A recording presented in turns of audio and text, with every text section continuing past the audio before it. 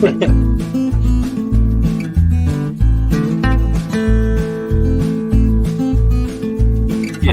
great.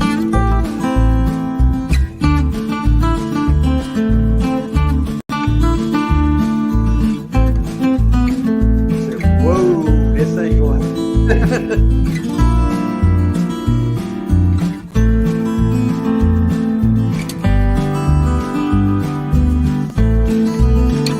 Be down the spot. And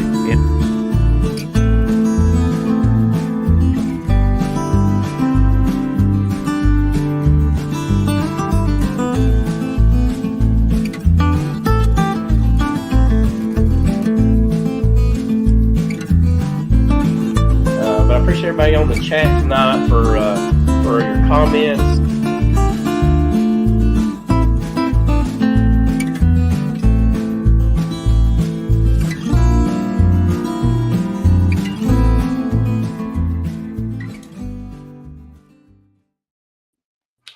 Well, hello, Bee Nation. This is the Bee Connection, and glad to have everybody here tonight. Look to have a very good conversation with Brad as our special guest. Hope everybody's bees are doing good. Looks like there's a lot of swarming going on. Just for what's going on up here with us, Ruth caught 2 swarms today by herself. I'm very proud of her. Yep. She did take a little kiss on the cheek. She is allergic to bees, so we was a little concerned, but for the most part, she did really good. So very impressed with how well she did with it, even though when it was all said and done, she tried to charge me $200 for 2 swarms of bees. So, but anyway, love her to death. Appreciate her doing it. Yeah, it's not a bad price. So, but we've been having a lot of swarming here lately. About 3 days ago, it was kind of cool, and had a friend to come over to look at some puppies, and lo and behold, there's another swarm on a tree. So we've actually got the observation hive above me here. It is actually loaded, and I'll turn the lights on here in just a little bit as the sun falls down, and you guys can see it. Oh, and Ruth says she's alive, so that's a good sign. She's in the chat tonight. So, but our early splits that we did, we got 9 for 9, 9 queens returned. That was back in March. The ones that I did 1st of April, those I got 4 queens out of 22 to return. I don't know if the weather has set those queens back. 2 of them come in with the sack, in the queen. So maybe I'm a little early yet. But that was not the news I wanted yesterday when I got my bees. So 6 of them were definitely queenless. You could tell by the sound, the way the bees were acting, just frantic inside the hive. So I added frames of brood with eggs in those colonies. So hopefully everything goes good there. So let's swing it around the room tonight, and let's see how Spanky's doing off the mountain. What's going on down there, Spanky? Different kinds of things. The weather's warmed up. I've seen some kind of tree of blooming. I don't know what it is. It looks kind of like feathers. These little, I don't know what it is, but I don't know if the bees like it either. I don't have one near my house. I just see them on the road. So I don't know what pollinates that tree. So you're running what temperatures down there, Spanky? How hot is it getting down in your area? It's getting in the 80s. In the 80s? Yeah. Yeah, we're still mid 70s up here on top of the mountain. So still getting down to about 40 and 50 at night. But the bees seem to be doing pretty good with that. What's your elevation, Ricky? We're right at 3,000 feet above sea level. Spanky, you're about, 27, 25? Or are you lower than that? I have no idea. Yeah. There's a big gap between me and Spanky, and I sent Tom and Melissa and Spanky and Lee some pictures and showing that even our mountaintops still don't have leaves on the trees right now. So I was thinking maybe I could sneak on those mountaintops and try to get me some maple honey that would be kind of cool to be able to do that because the maple trees hadn't even bloomed out yet. So Tom and Melissa, they have been doing everything. So what's going on, gentlemen, ladies? Go ahead, Melissa. He's typing. No, there's some really weird noise outside of our house. They're like, what in the world is that? Yeah. There's a picture of the mountaintops right there with no leaves on it yet. Oh, yeah. That was the weirdest thing ever. That was kind of weird. So we have been busy this week. This Saturday is the pickups for the nukes that we ordered for not we, but the EMBA, their club. So that was a whole huge debacle last week. So we had to deal with that last week where our supplier, who is from Georgia, called Tom and told him that the 275 nukes that we ordered, he was not going to be able to deliver because they got sprayed and they were all dead. No. So we had to, yes. So we had to do Tom had to do a quick scramble to, number one, try to find a supplier that could supply us at short notice for delivery this week with 275 nukes and do it at a reasonable cost, which you can tell that part of the story because you had to deal with that. Yeah, I mean, I don't want to go into all the details, but basically, in short, I reached out to a bunch of different people, a bunch of different contacts I know. I reached out to a couple of commercial guys that I'd call friends that are here in Missouri, and then I also actually 3 different guys, and then I reached out to a couple of guys that I knew that were down south, and kind of put some feelers out there, and I got a bunch of calls back, and I got a few options. One of the options was I was going to have to drive up to Minnesota and pick up 275 nukes on one of my equipment trailers, which would have been fine if I wasn't elbow deep in landscaping work and bees as well, right? So completely just a lot going on. So anyway, Florida was another option. Georgia was another option. Mississippi. So one of the guys that is here in Missouri, Matthew Winstead, he was a big and tremendous help. He's out in over near Kansas City, Missouri, and he reached out to a guy named Tyler Holton, who seems like a really, really solid guy. Had a lot of conversations with him and did an early morning offload of the tractor trailer, and then went out and worked landscaping that day, and then that evening came back and worked through the bees until about 45 minutes after dark. So, and anyway, by offloading, he means he and I offloaded 275 nukes and laid them out. It was a mess. Well, really, the skids did a lot of work. I mean, well, that just brought it up. We still had to take them off the pallet. Yeah, we had to get them off the pallet and set them out and up the entrance. Well, the entrances were already open, and then so they can fly. But we didn't want to have a lot of, the last thing you want is to have that many nukes and have a bunch of them drift from one to the other, where you've got some that are extremely weak, some that are extremely strong. So you can't just set them all out. You got to kind of position them in ways that, it's not exactly the same thing. Their entrances facing different ways and doing things around trees or things like that they can kind of orientate to. Mm-hmm. And but we've been working on going through them every day. So then the other thing was we originally ordered marked queens in the nukes. Well, this was short notice, right? So these came unmarked queens. So basically this week we've been up there marking queens every single day. Yeah, DC, that's a lot of work. If you do the math on it, if you do about $200 per hive, it's about $55,000. So that's a chunk of change. But that's, that's not what he's getting, of course. But you think about that tractor trailer load that you was supposed to get, that he lost those bees. Dude, that's a lot of money. Oh, yeah. Mm-hmm. That's definitely a lot of money. And so we actually paid 75% up front to get a lower rate on the original nukes. And he immediately sent us our check back. Like he offered it first thing and we've received it. And he also made a nice donation to our club to kind of help compensate for the elevated price we were going to have to pay for the new supplier. So that was really nice. Yeah. Wow, Yeah. that's really nice That of helped him. a lot.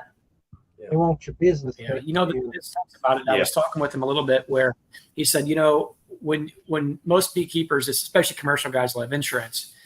He said, if you have a tornado, you have an earthquake, you have a flood, you have a fire, any of that stuff, the insurance will cover that. They'll write you a check for the bees, equipment, etc. But when they get sprayed, you get a goose egg. You get nothing. And I asked him about it because one of the insurance companies, he deals with a couple insurance companies, and one of them happens to be the one that we actually carry insurance for our operation. And he actually said that's one of them who he has. And he said, yeah, he goes, they won't pay out anything. So unfortunately, it sounds like for a little research that I've done, I don't think you can find an insurance company that'll pay out on a spray when something like that happens. So you're kind of out a pretty large chunk of change. So anyway, he's a solid guy. You know, it was unfortunate what happened. He stepped up. You know, but at the bottom line, we were more concerned about making sure that we provided, even if we were to even across the board didn't make a dime on it. We wanted to make sure that we provided everybody with what we told them we were going to provide them with to the best of our ability, and solid nukes, you know, at the end of the day. They may not have been marked queens. We're marking those ourselves, but, you know, at the end of the day, you just want to provide everybody what you told them you're going to do. And sometimes things happen, and it is what it is. You move forward and you go from there. So, you know. Yeah, JW, I agree. Melissa should have done all that. That is kind of woman's work, right? I've been out there in that yard by myself for the last 3 days because somebody has to go do landscaping work, whatever. But we did actually we did have some of the club members came up and helped us today. Yeah, Mark Queen, so that was nice. So yeah, sounds good. It's been a fun week, to say the least. we haven't done anything with our own bees this week. Ain't that the way it works? You're helping everybody else and can't do your own bees. So Well, makes it we kind rough. of set them up pretty well. We were really diving hard into them every single evening and the entire weekend, and making sure ours were in good shape and had supers on, and when we're solid. So I think we're fine. Right. Yeah. Lee, how's everything going down your way? I think you're pulling some honey, if I'm not mistaken. Yeah, last weekend I pulled about 400 pounds of honey and still got a little bit left on the hives to pull. Now, some of that I had left on over the winter. Bees out. Yeah. Yeah. So that's not all spring honey, but quite a bit of it was. Now, the ones that I left on over the winter, that burnt through a little bit of that brooding up, but it still had some. So it was a good little first crop. Seems to have a little bit of blackberry nectar taste to it, and it's good. But I had to get all them supers cleaned out, get a bunch more here behind me, waxed, and ready for the tallow flow coming. Yeah, it looked like Lee was pushing up to 100 hives. I mean, for all that equipment I've seen. So Oh, no, nowhere near that. I don't want it. I told Tom and Melissa if I had that many, they were going to come manage them for me. yeah. So well, we'll get back to Tom and Melissa here in just a little bit because they had a crazy swarm. That thing was a monster. That was pretty cool. You guys hadn't got to see that, but we do have our special guest here, Brad from Cajun Homestead, and I've known Brad for quite a while actually on YouTube, and it's a pleasure to bring people out to chat, bring them in and talk to them about their bees and their setup. And hey everybody. Yeah, any beekeepers is always awesome. So, Brad, if you don't mind, just tell us a little bit about yourself and about your beekeeping to the audience, and then we're going to ask you some questions as we go along tonight. Well, right now I have about 40 hives that I've gotten built up to, and as far as the bees are concerned, right now our privet just finished, and they really filled up a lot in the boxes with the privet for the first time in like 4 years. So like coming out of winter, we had such a bad flow last year with the late freeze that had killed all our tallow and all our early spring flowers, that I had to do a lot of feeding. So a lot of the hives were just at the end of February and getting into March were just empty. They didn't have hardly no food. So I was doing a lot of feeding. But when the blackberry and the clover and the privet hit, I mean, they just filled up the boxes. And I've already started putting supers on, getting ready for the tallow. But I think I'm gonna still get a lot of clover in those boxes. I've never seen it this heavy. This is only my 7th year, but I've never seen it this heavy around this area as far as the privet goes. And our privet is a lot of very clear honey, where our tallow is a very dark honey. So it'll be kind of interesting getting some privet this year and actually having some light colored honey. But as far as anything else that I'm doing right now, mostly this year was the first year that I tried selling overwinter nukes, and I did pretty good. It's the first year I actually made any money out of my bees. Of course, when I first started off, I started off like everybody, just with 1 or 2 hives, and lost them the first year or that winter because I didn't know anything about treating or keeping up bees and that like that. Just from YouTube videos that I had watched.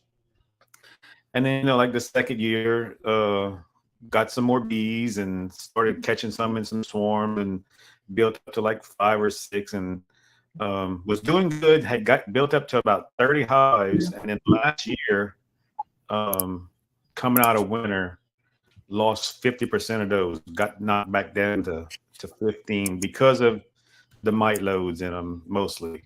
They all had plenty of food. So this year, I've pretty much been doing my oxalic acid, and I had about half the hives that I used Apibar strip on, and then all the hives I put the Appy tablets on.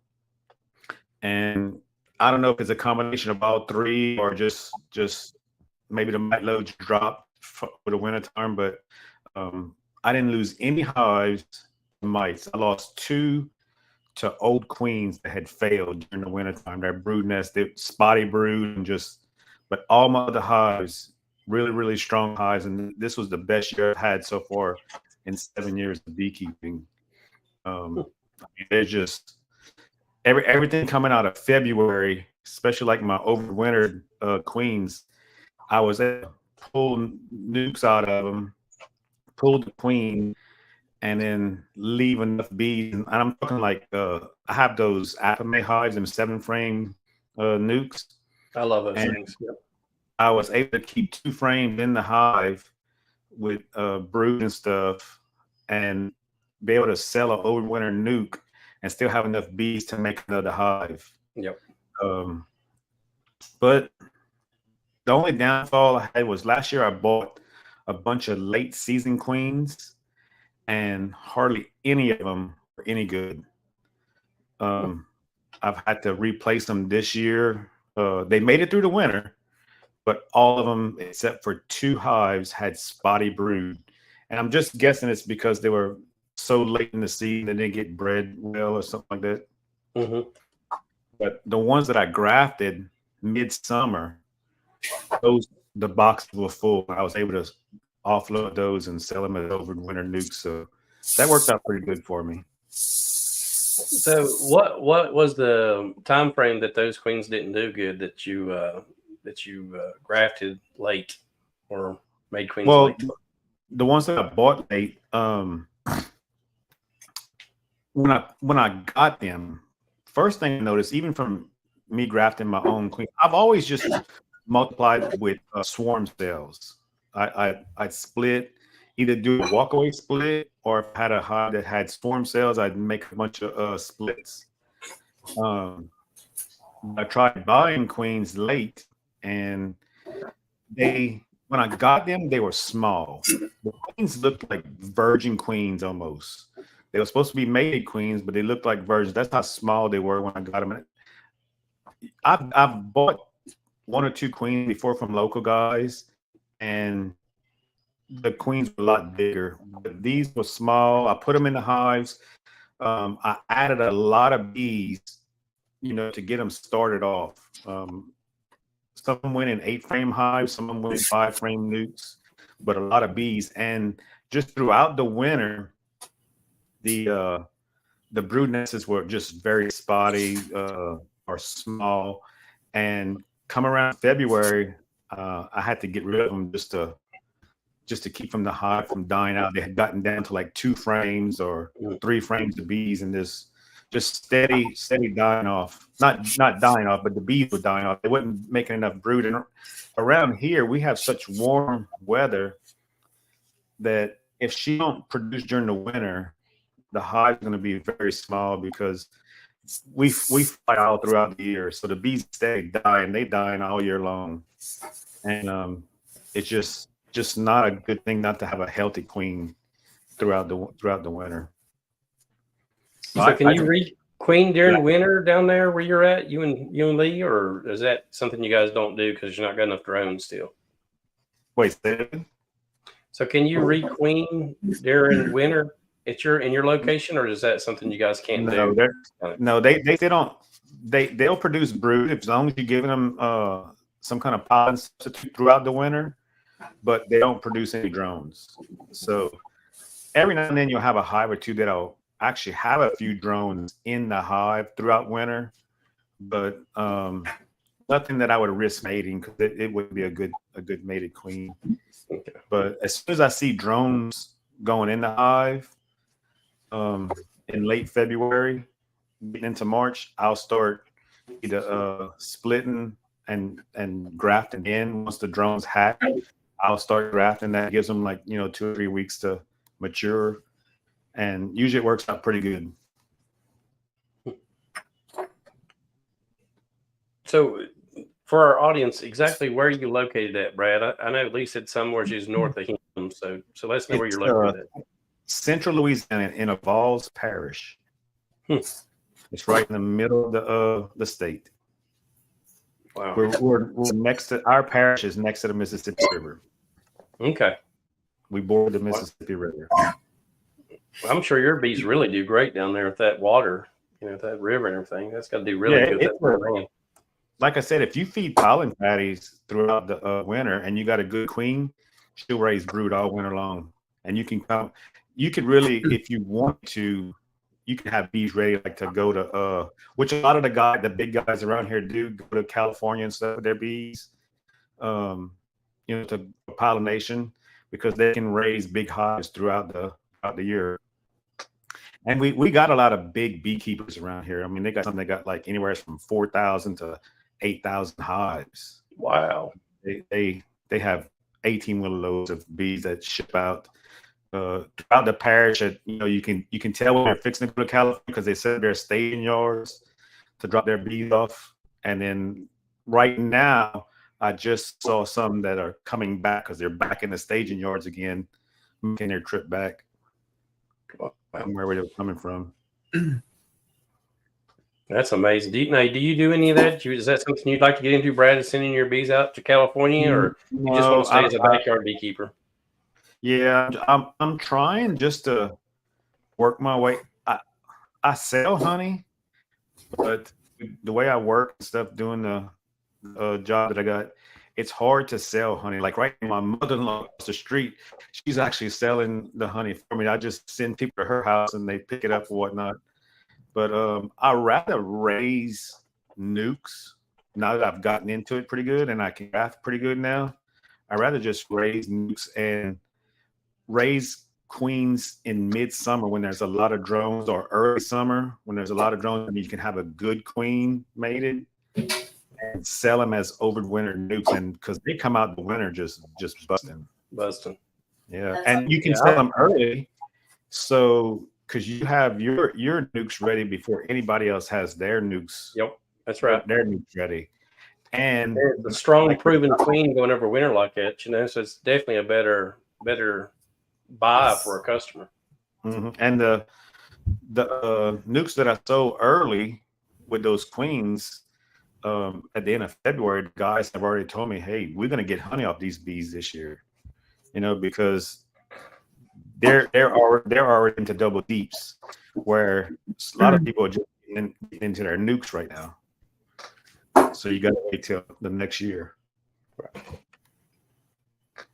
So what's your ideal number to get to, Brad? What's the number you're trying to, do you think is good for you, and what you've got in mind for your goals? I'm hoping to get to where at least 60 to 80. That way I can have close to, and I want small hives really, to where I could, like I said, over winter, break them down into nukes, repopulate the hives to make new ones for the following year, and just sell that many nukes every year. Because it's good money. I mean, this is the first I tried selling honey, and I'd make a couple of $100 a year off my bees. Because what I spent, beekeeping is expensive. Yes. So I mean, this year was the first year I actually made, just with 40 hives, which I didn't make that many nukes, but I came out profit of $3,000 of just selling this nukes on the side. Wow. So I mean, that was nice to actually pay for all my equipment that I bought throughout the year, frames and stuff like that, nuke boxes, and then make extra money. Because for the last 6 years, it's just been trying just to sell for honey has been a losing proposition. For being small, because they have so many big timers around here, it's hard to sell honey because, I mean, there's just too much competition to sell honey. But everybody wants nukes, because even the big timers are like, if you got any extra nukes, send them our way or something like that. We'll use them. So I didn't have no trouble offloading nukes that I had. So you do little mini mating nukes also, and how do they draw the comb in those little hives and stuff? Because that's really something I'd like to try to get into. So I'm really interested to hear your opinion on that. That's something you gotta invest some time with, because I have some 3-framers I use mostly for the mating nukes, but I also use the mini. But the minis are more time consuming, as far as like, you got to be on time to get those queens out of there. If you don't, they're gonna swarm, because they get so packed out so quick. But they do work. They do. If you got the time to what I do is take a cup, maybe 2 cups of bees, put it in, dump them in a mini mating nuke, fill it with sugar water, and I lock them in for 3 days. The first time I did it, I put my bees in the box, put my cell in the box with them, filled it with sugar water, came back 2 days later, and it was just a cell sitting in the boxes, and most of them, the bees had left. So I started doing some research, and I went to Man Lake and got the pheromone strips. Mm-hmm. I would take one strip and cut it into a 1/4 inch to a 1/2 inch length. So that way you could take one strip and do a bunch of mini mating nukes. And I stapled it to the top of one frame. Then I would fill my bees up, fill it with sugar water, and just lock them down for 3 days. Didn't lose any bees that way. And then I started introducing virgin queens, and that works really good too. A virgin queen gets a chance of her being boiled or anything in a mini mating nuke than if you do one in a big hive. So that works really well. And it's less chance, because sometimes you stick a cell if you don't put a cell protector, they'll chew out the cell. Because those bees that you dump in there, they're all strangers. You're just taking a bunch of nurse bees off a bunch of different hives, and you stick a cell in there, and they chew it out. So you got to either put a cell protector or put a virgin queen. I find the virgin queen works just good. And right now I got a bunch of virgin queens in some hives that I'm waiting to get mated right now. And I'm trying something new. I'm putting a small dot on my virgin queens so that I can find them easy in like the 3-framers and stuff when they come back. And it has worked. I mean, I've already had some come back mated, and they already got their little dot on the back. But I did have a couple of accidents. I was marking some virgins, and I was going to transfer them into a cage. I put a little bit of sugar candy in the big hives in a queen cage. That way they eat out the candy within a couple of hours, and then she's free to roam in the hive. Just because of that mark on the back. I accidentally released 2 of them. They flew off because virgins fly very easily. Right. And I was going into another hive, after I finished setting all my virgins in their mini mating nukes. going into my other hives that I had marked, and I opened up the hive, and the bees were balling the queen. And I said, "Oh my God!" I said, "What? Why are they just? I didn't even smoke them that heavy." I said, "Why are they balling this queen?" And I pulled out another frame, Probably and the that was virgin. my original queen. It was the virgin that flew in with that green dot that I had released, and they were balling her when she walked in the door of that hive. So I was able to save her, but the other one, I think I lost 2 more. I lost 3 altogether. So the other 2, I don't know what happened. I'm sure they went in a hive somewhere, but they probably got balled up.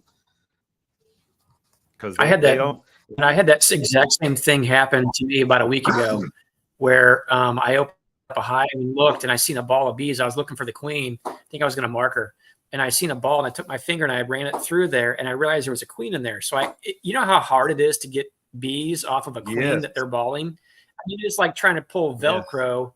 Yes. I mean, I finally got her out, picked her up out of there, and flicked the bees off, and I put her in a cage, and I put her in my pocket to figure out what was going on. And then same thing with me. I realized that I found the actual queen, because when the one that they were balling looked a little small, like maybe she hadn't been mated. Her abdomen was not quite fully lengthened, I guess. Right.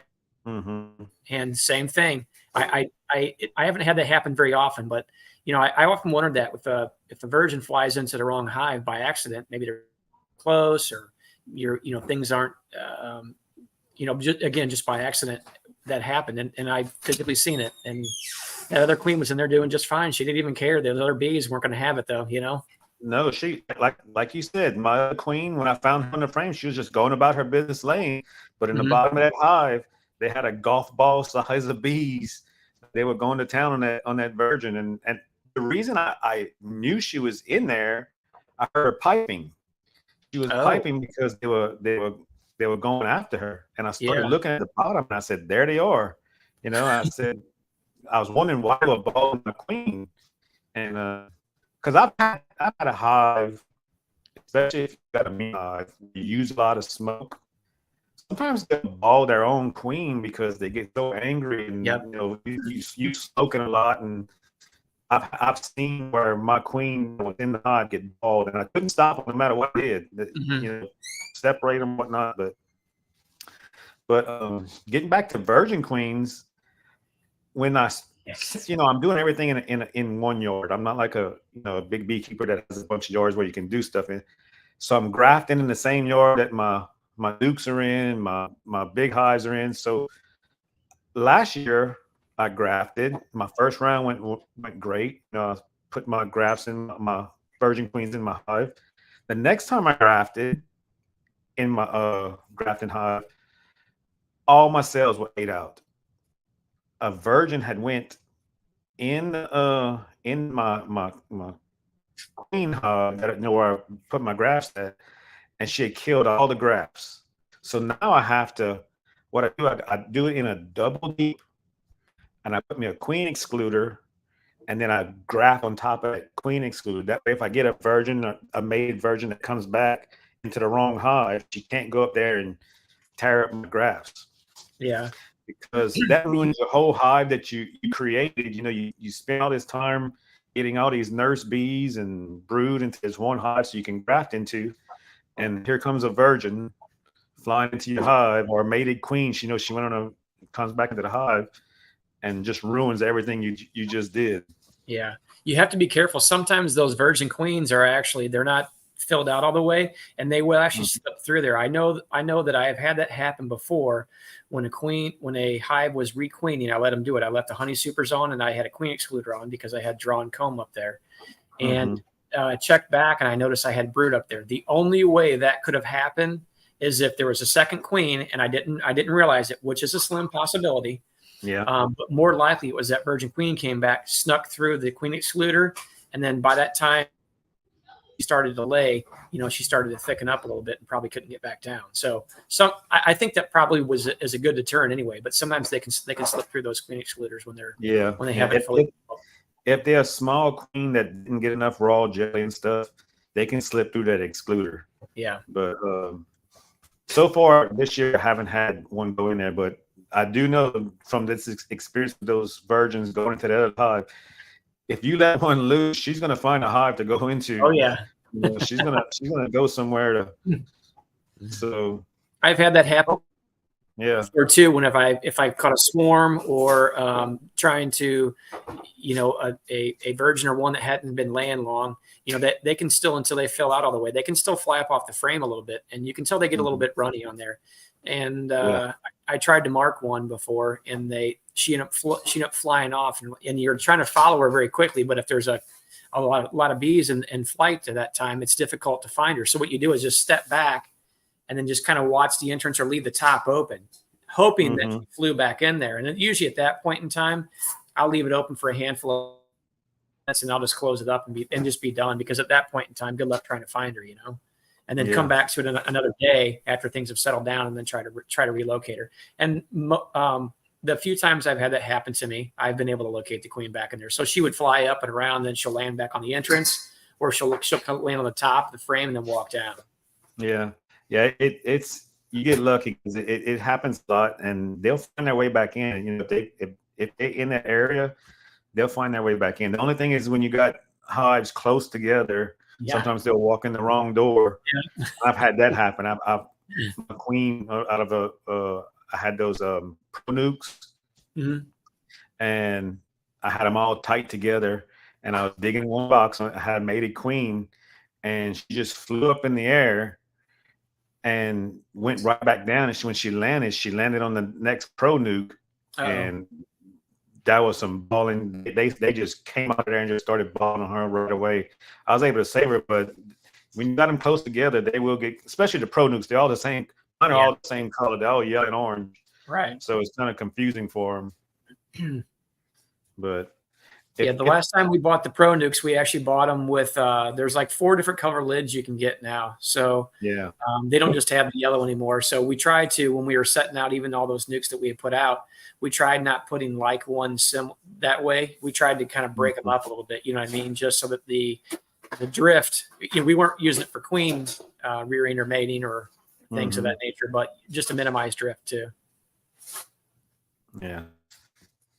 But I like the raising of the queens. Just that whenever you raising queens, if you're gonna use the mini mating nukes, you gotta be able to go check on them. The three framers are a little bit more lenient because you can get a mini queen, go back in there, and she's got 3 frames to play with.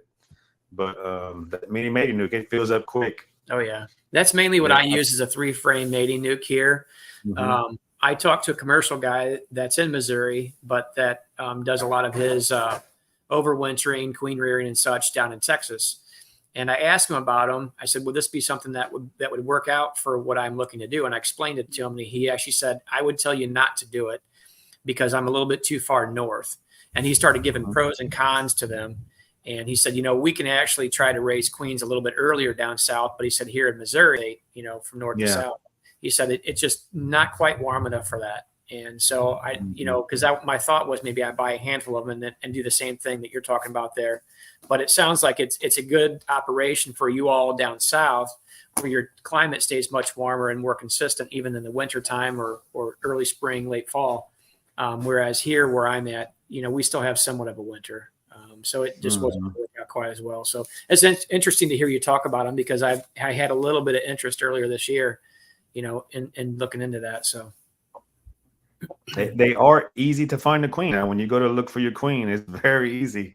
Those little frames, and then you got the other task of at the end of the season, like some people say, well, what do I do with the brood that's left on these little frames? And I had to take a empty frame, and what I did, I took the 3 little mini frames and I screwed them to a frame so that they would fit in a hive, and all 3 hives so that I wouldn't lose the brood and stuff like that. So I just let the brood just die out. Oh, for sure. That's a good idea, actually. So you can fit 3 of those on, and 3 of those together, basically side by side, will equal 1 deep frame. Is that how that works? Yeah, side by side. You can fit them side by side. There might be a little bit of room left over, but at the end of the year in the wintertime, they don't really build that much comb, so you don't have no problem with them, trying to comb up in the hive. As long as you get them out in the spring before any flow starts, Yeah, they don't usually build no comb on it. that's good. You know, so it works out pretty good, and it keeps the comb fresh, and you don't have to worry about wax moth and stuff like that getting in your little mini mating nukes and eating up all your, because it's mostly all brood comb Yeah, that's on there. I can see that. So when you guys do those little 3-framers, you and Tom, do you guys, maybe 2 frames of brood and leave 1 frame for them to kind of even draw comb out, and so that they've got something to do to keep busy? Is that what you guys kind of do? I usually just put like 1 frame of brood with bees, 1 frame of food, and then an empty well waxed frame, and they usually do pretty. And then I have a jar that goes on top. I cut a hole in my 3-framer, and I put a jar of like 1-to-1. When I first start up, just to help them start drawing out that other frame, just to keep them busy. But you don't have hardly any absconding like you do in the mini mating nukes, because you putting brood in there and you put nurse bees, and so you're going to have your field bees go back to the original hive, because I'm in the same yard, so I don't have anywhere where I can move my bees. So I got to make sure I get a lot of nurse bees in those 3-framers, enough to cover that brood. And you don't have to have a lot down here in Louisiana, because like I said, it's after February, we don't hardly get any cold nights. So we up in the 70s and stuff like that at night. So you can run 3-framers real easy with just 1 frame of brood and bees. Yeah, earlier in the season, I build mine just a little bit differently than that. But your climate and my climate are slightly different too. So early in the season, I'll actually do 2 frames of brood, both that have some resources on them as well. And then I may even put a partial honey frame in there leave them just a little bit of room.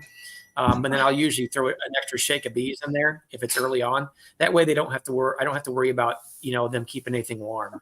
As it gets a little bit later into the spring, I'm not as concerned about having that extra shake of bees in there, or maybe even I'm not concerned about having that extra drawn comb. I may do 2 frames of brood, but have a really nice honey rainbow in there, and then give them an empty frame to draw out, like you said, for something to do. So I'll do it both ways depending on the time of early spring or later spring that it is.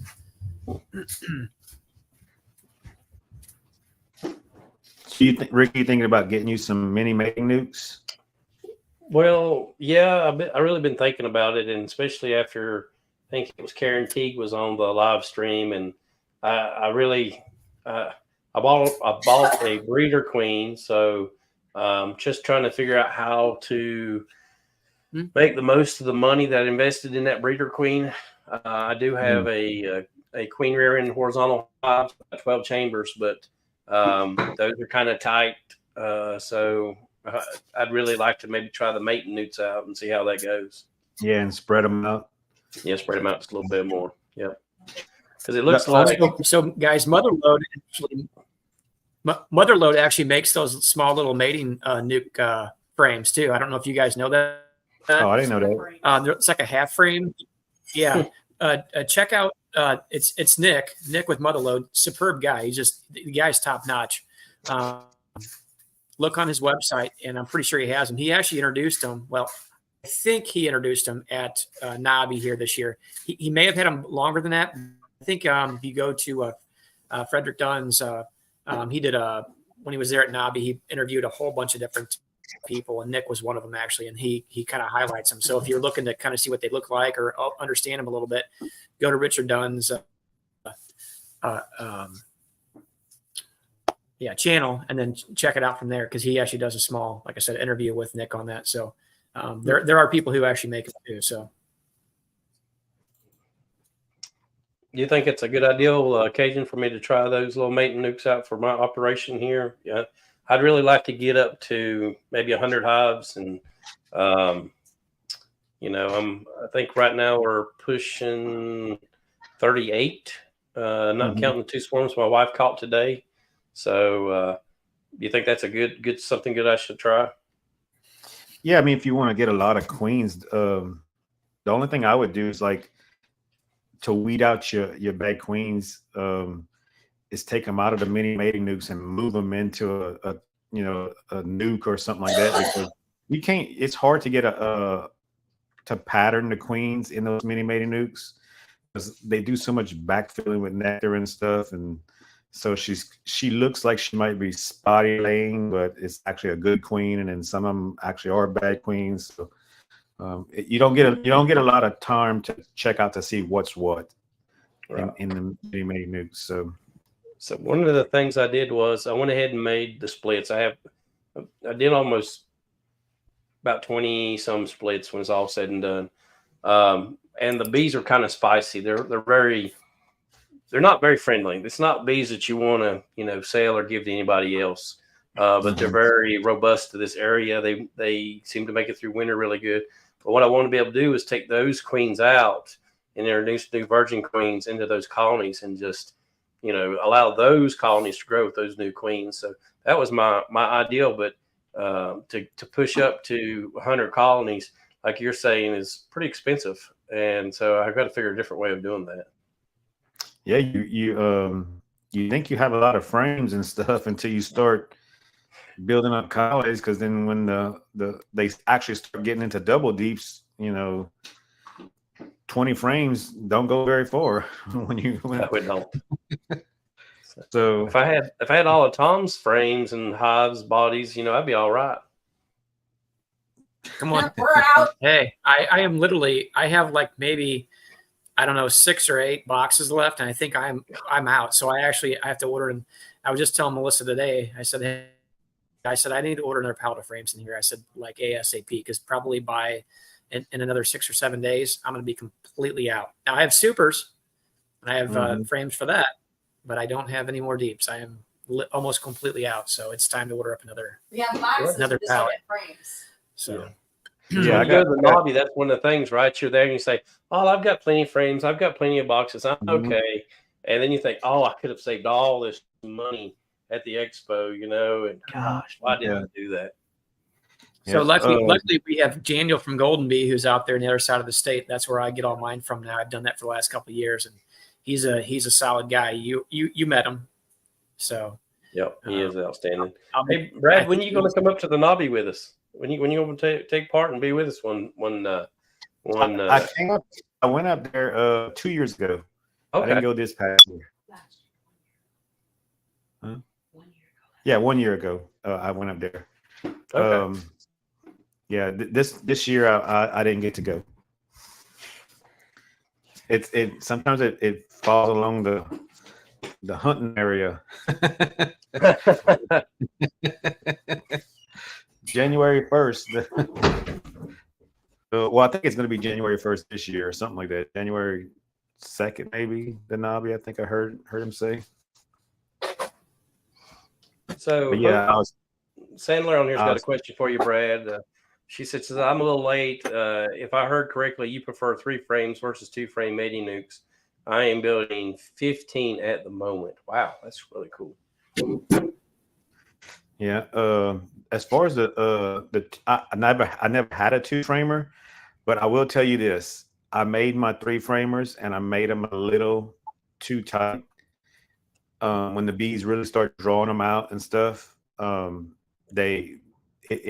you worry about rolling a queen, because I mean that's what they're for. They're for queen raising, and then you're taking a chance of rolling the queen. But so if I had to do it again, I would actually give a little bit more room on the 3 framers or the 2 framers, whichever way you decide to go. Just give you that little bit of extra, like a 1/4 inch extra on each side, just so that you can separate and have room to pull that queen out. Because with the queen mating boxes, you're going to be checking them a lot. So you see they start building up too much as far as comb and stuff.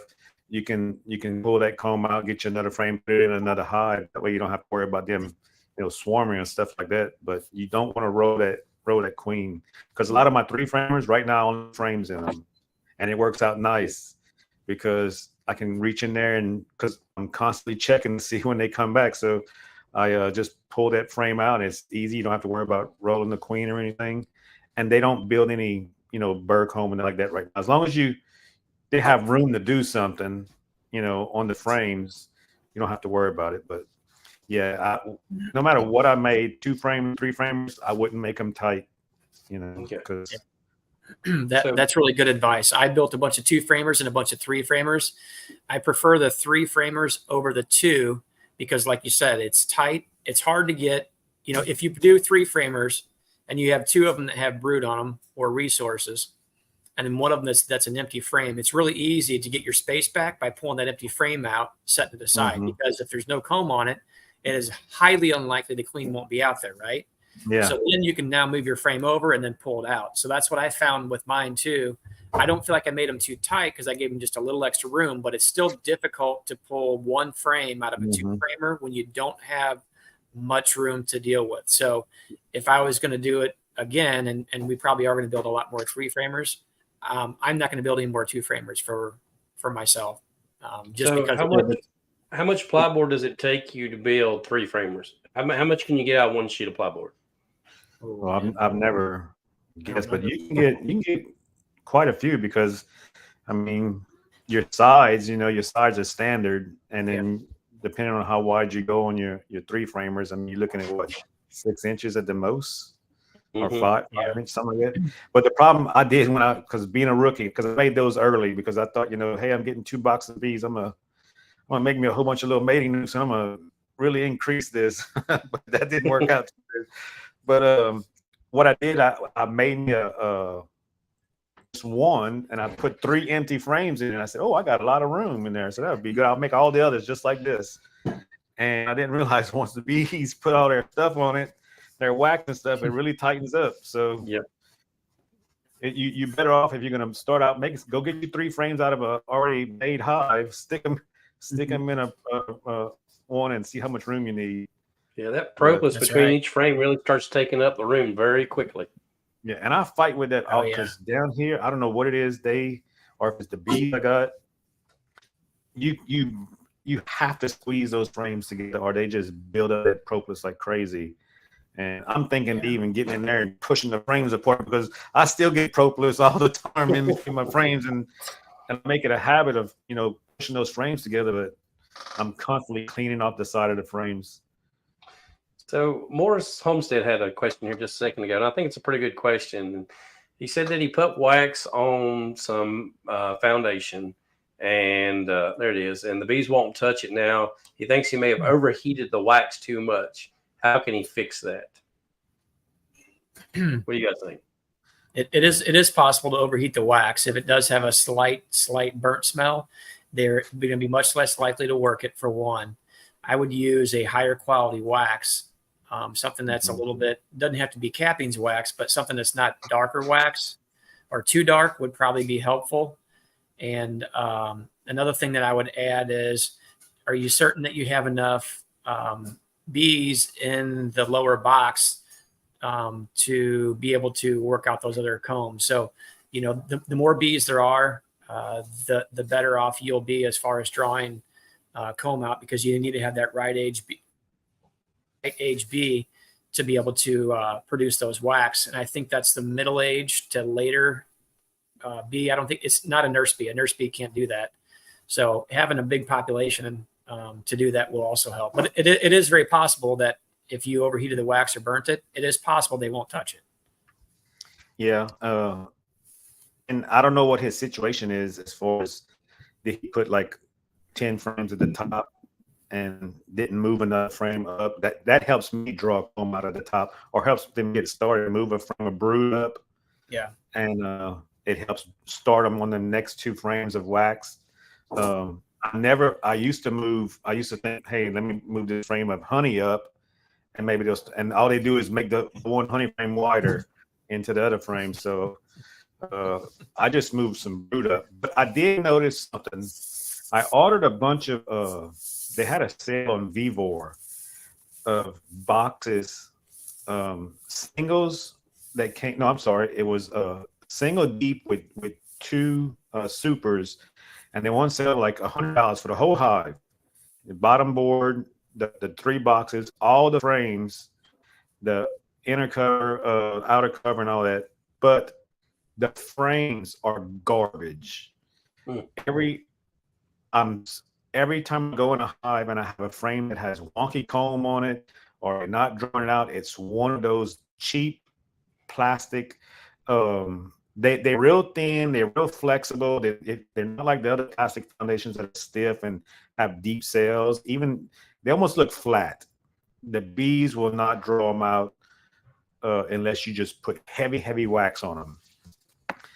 They make a lot of wonky combs. So if you got some cheap plastic with almost flat cells, I found they don't work that good. And it's mostly in those cheap hive kits that you get that.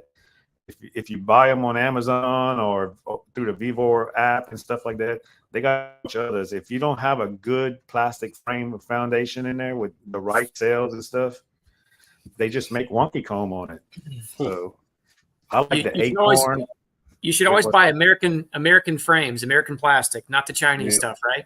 Yeah, I mean, I did it because of the cheap boxes. That the hives are cheap, and they came. I said, "Oh man, they come with frames and stuff," and that was waste. I'm constantly pulling them out, and I'll pop out the plastic and put me either some Purco in there or some acorn or something like that in there, and it works a lot better. I definitely got some of the Purco foundations, and man, them things work great. Man, I love those. Yeah, they really draw those out. Mm-hmm. I like even the solid plastic ones, even the wooden frames. I like those too. The only downfall you got to, if you're gonna use them in your little 3-framers and stuff, you got to make sure you spread them apart. You spread at the ends because they will flex in the middle. And you can take a chance of squishing your queen or squishing bees because they flex in the middle. So Paul had a question for you, Brad. He said, "Are you coming to the Sidell in September?" I was thinking about that. Yeah, I might be going out there. Okay, be good to see you there. I think Tom and Melissa's talked me into going down there. So no, he's definitely going. Yeah, Brad, he's definitely going. So it's already settled. We just have to land on another house, another place to stay, since the other one we had ended up falling through. Yep, there it is. That was a good time last year. I really enjoyed myself. Great vendor turnout, great speakers, and it was executed very well. When you getting that queen, Ricky? Should get my new queen May the 20th. My breeder queen. So yeah, I'm excited about getting her, and I hope she doesn't get killed or something goes wrong. So we'll see how that goes. That may have been a mistake. We'll see. I've never bought one or even know what do them things cost. I'll tell you off air so my wife doesn't hear me.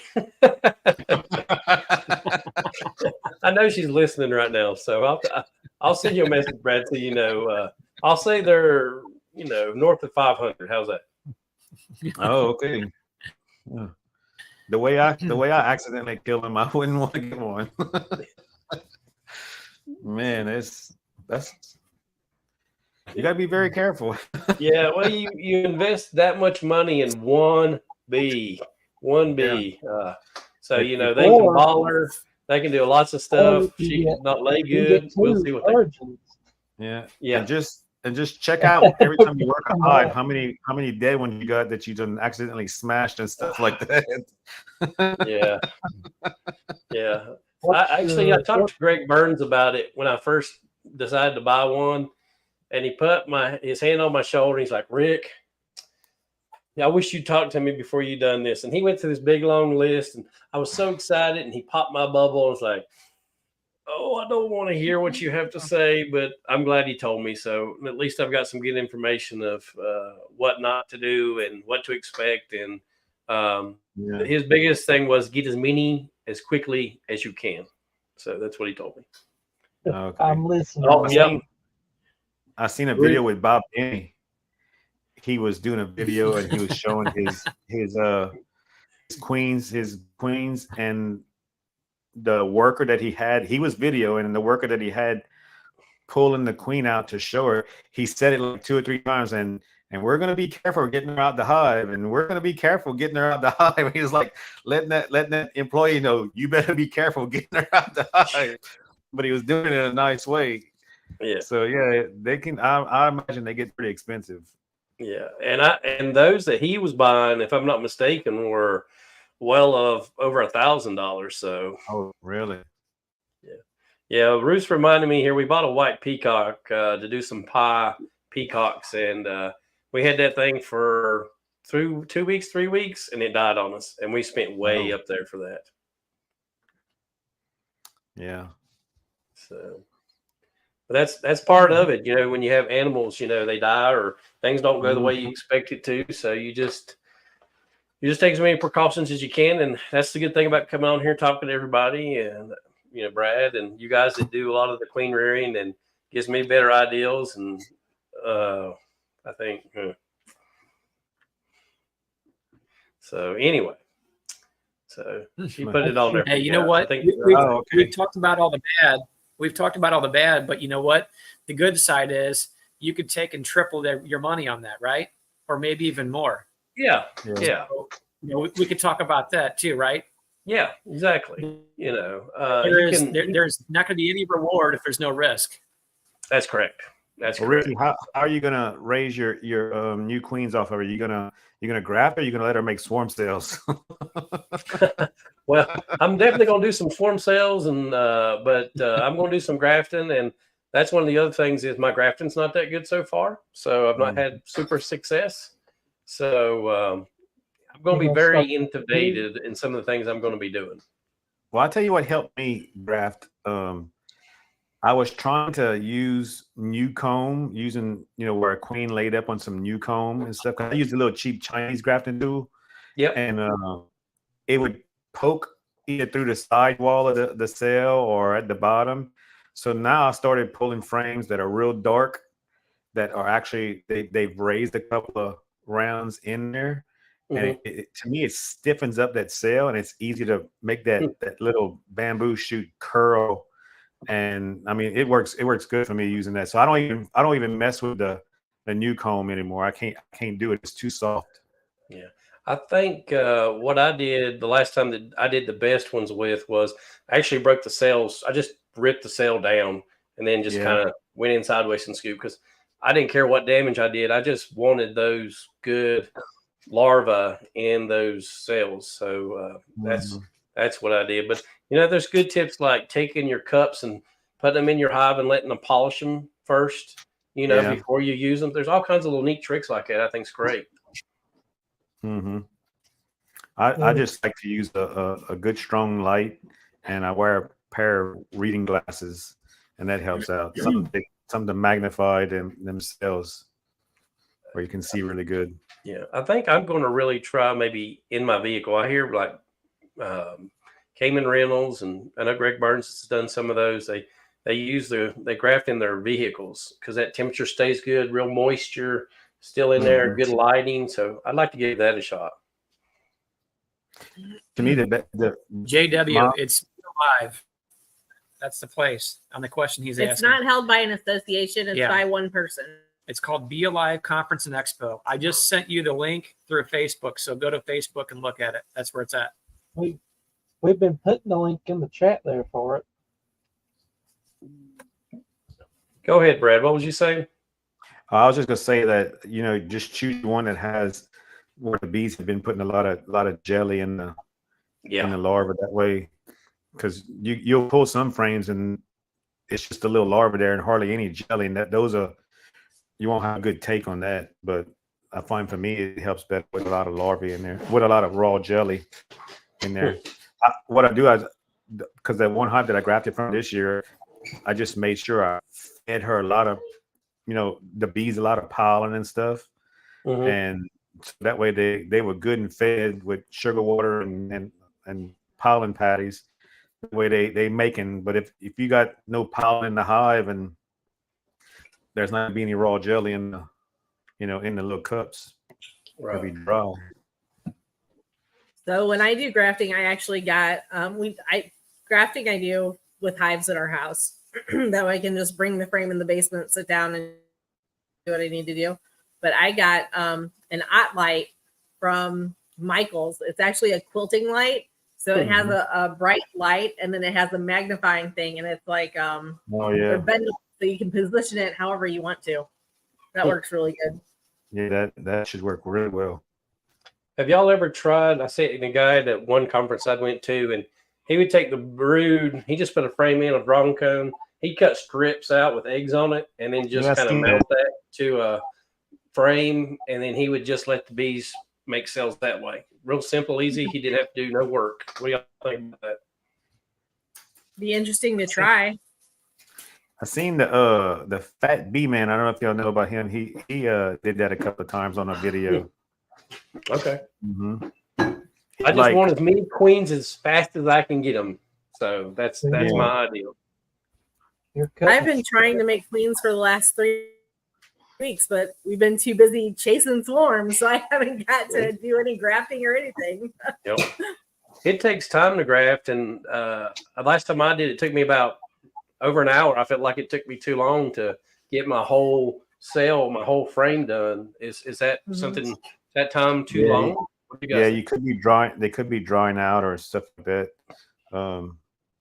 Like I did. Yeah. When I first started, I was getting like out of 30. I got 2 bars, 15 on each bar that I do, and I was getting like 3 accepted on this bar and 2 accepted on this bar, and then because at the beginning it was taking me too long and not taking the right larva out and stuff.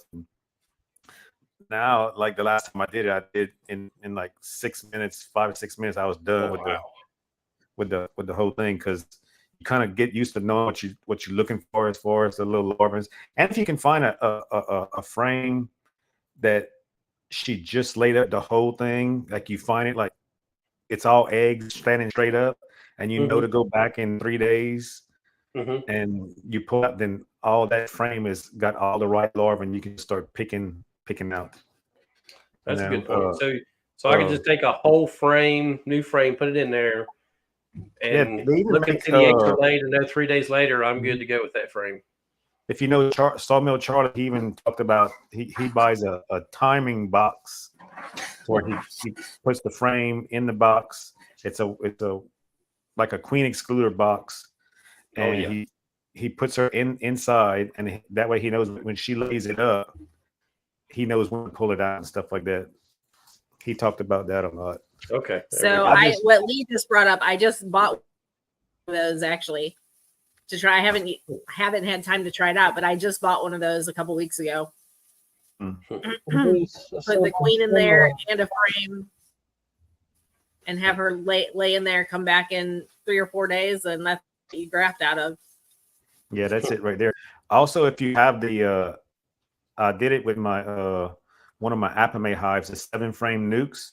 They have a slot to put it where it only holds 1 frame. Yep. And that way you let her stay in that 7-frame box, and then you just find her and move her over one. That way it's all her bees, and you just set that excluder down on that slot, and then she's stuck in that one side, and her bees come and go, because they got these little holes with queen excluders on the side, and the bees just go in and out, and she lays it up. So that worked pretty good too. Yeah, and that's something I do have, is the 7-framer, and I've got bees in it right now with a queen that should be coming back here in the next couple of days. So I wanted enough bees in there, so when I introduce this queen, it's a pretty strong colony, so that she's got a very good start. So I'm not starting from scratch, with a new queen. So I've done that too with the horizontal hives, is because they have frame queen excluders also. So we'll use that horizontal hive, and I'll keep the queen to the one side with like 2 or 3 frames over there. So I know she's over there and she's laying, and I'll just rotate those frames out as I graft from them. So very good idea, Lisa. I don't have to put down frames. I appreciate that. I mean, I've got plenty of horizontal hives I could do stuff with that like that. That'd be awesome. You think? So, you have horizontal hives, Ricky? I never would have guessed. Yeah. So anyway, let's see what this has been really good for me. I hope it's been good for everybody in the chat, because I think this is really going to help me out. So yeah, maybe 1 or 2. 1 or 2, that's it. Yeah. Yeah. At least he's only got 1 or 2. We have him beat. Yeah. Well, I don't have the pretty ones that you guys got, because you make me build these custom hives. Mine are all the ones that are not quite right or the Prototypes. leftovers. Yeah, exactly. Hey, we know a guy that can hook you up. Oh, hey, my wife won't let me buy no more. Why don't you make two then? Make one for us and one for you at the same time. That's it. Problem solved. I did keep one hive. It's like Lisa's from Midwife. Lisa from Midwife. It's the one with the 4 chambers that you can do 3 framers with, and a big chamber, and so I do have that hive, and it's made out of hemlock. So that's the best hive that I've got, and I actually did make it for myself, and I kept it. So yeah, you're right, Lee. What she doesn't know won't kill me. He was, however, on the chat earlier, so Ricky might be showing up next week with the black eye instead of Tom. Yeah, exactly. So, hey, anybody got any questions for Brad tonight? Before we I would like to let Tom and Melissa talk a little bit about the swarm catch that they had. If you haven't got a chance to, if you get a chance to go to Brad's YouTube channel, it's really good. I just, I get on there. I've watched some of his videos. He makes great videos. It's, everybody on the chat's got good videos. I enjoy every one of them. I just don't have the time to watch all of them. But if you get a chance, subscribe to his channel. It's great. It's got some good information. Just an all-around good guy. So, and I appreciate Brad coming on. So, anybody got any questions for him tonight? Anybody in the chat got questions? Tom, Spanky, Lee, anybody got any questions for Brad tonight? Yeah, I have a question about the 7-frame Apame. So how many of those do you have, Brad? And then it sounds like you're using those as a double 3-frame mating nuke. Is that right? Yeah, I have those also. I have 6 of those. So it's 12 mating nukes. Those, and then I have the wooden ones that I made also. But I like using the Apame hive, because once you finish with the 3 framers, you pull that center out, and then you got a 7-frame hive. You can put one queen in an original hive and leave that queen there for the winter, and it works out good. I bought 2 of those last year, and then the spring early, I bought the deep supers to go on top with also the divider, so I can take and do a 2-3 frame mating nukes. And as soon as they start growing, if I want to get them a little stronger in that box, I just throw the upper deep super on there, and then throw usually 1 drawn comb on each side, and then 2 empty ones, and then put the feeder back on and let them keep going. Then at that point in time, you can get up to close to a 6. And I use 8-frame equipment so that I can take them from there and go right into an 8-frame. So it kind of helps them to grow slowly inside that. It's a pretty ambidextrous setup that they have there. I think they're very well thought out. Yeah, and I find, because we don't have a lot of cold down here, but in the summertime, they don't beard on that hive like they do even on my wood hives and stuff. Yeah. So the temperature stays pretty regulated. Yeah. So Three Boys Bees has a very good question, because I was thinking the same thing when I watched your videos today. It says, Brad, when shotgunning swarms, what's the preferred load? Buckshot. Buckshot. Buckshot. So you don't use a slug, you're just using buckshot. Slug, you got to be pretty accurate with that slug to hit that branch, but I guess a slug would work better if you can hit that about 30 feet up in the air. But no, buckshot. Yeah.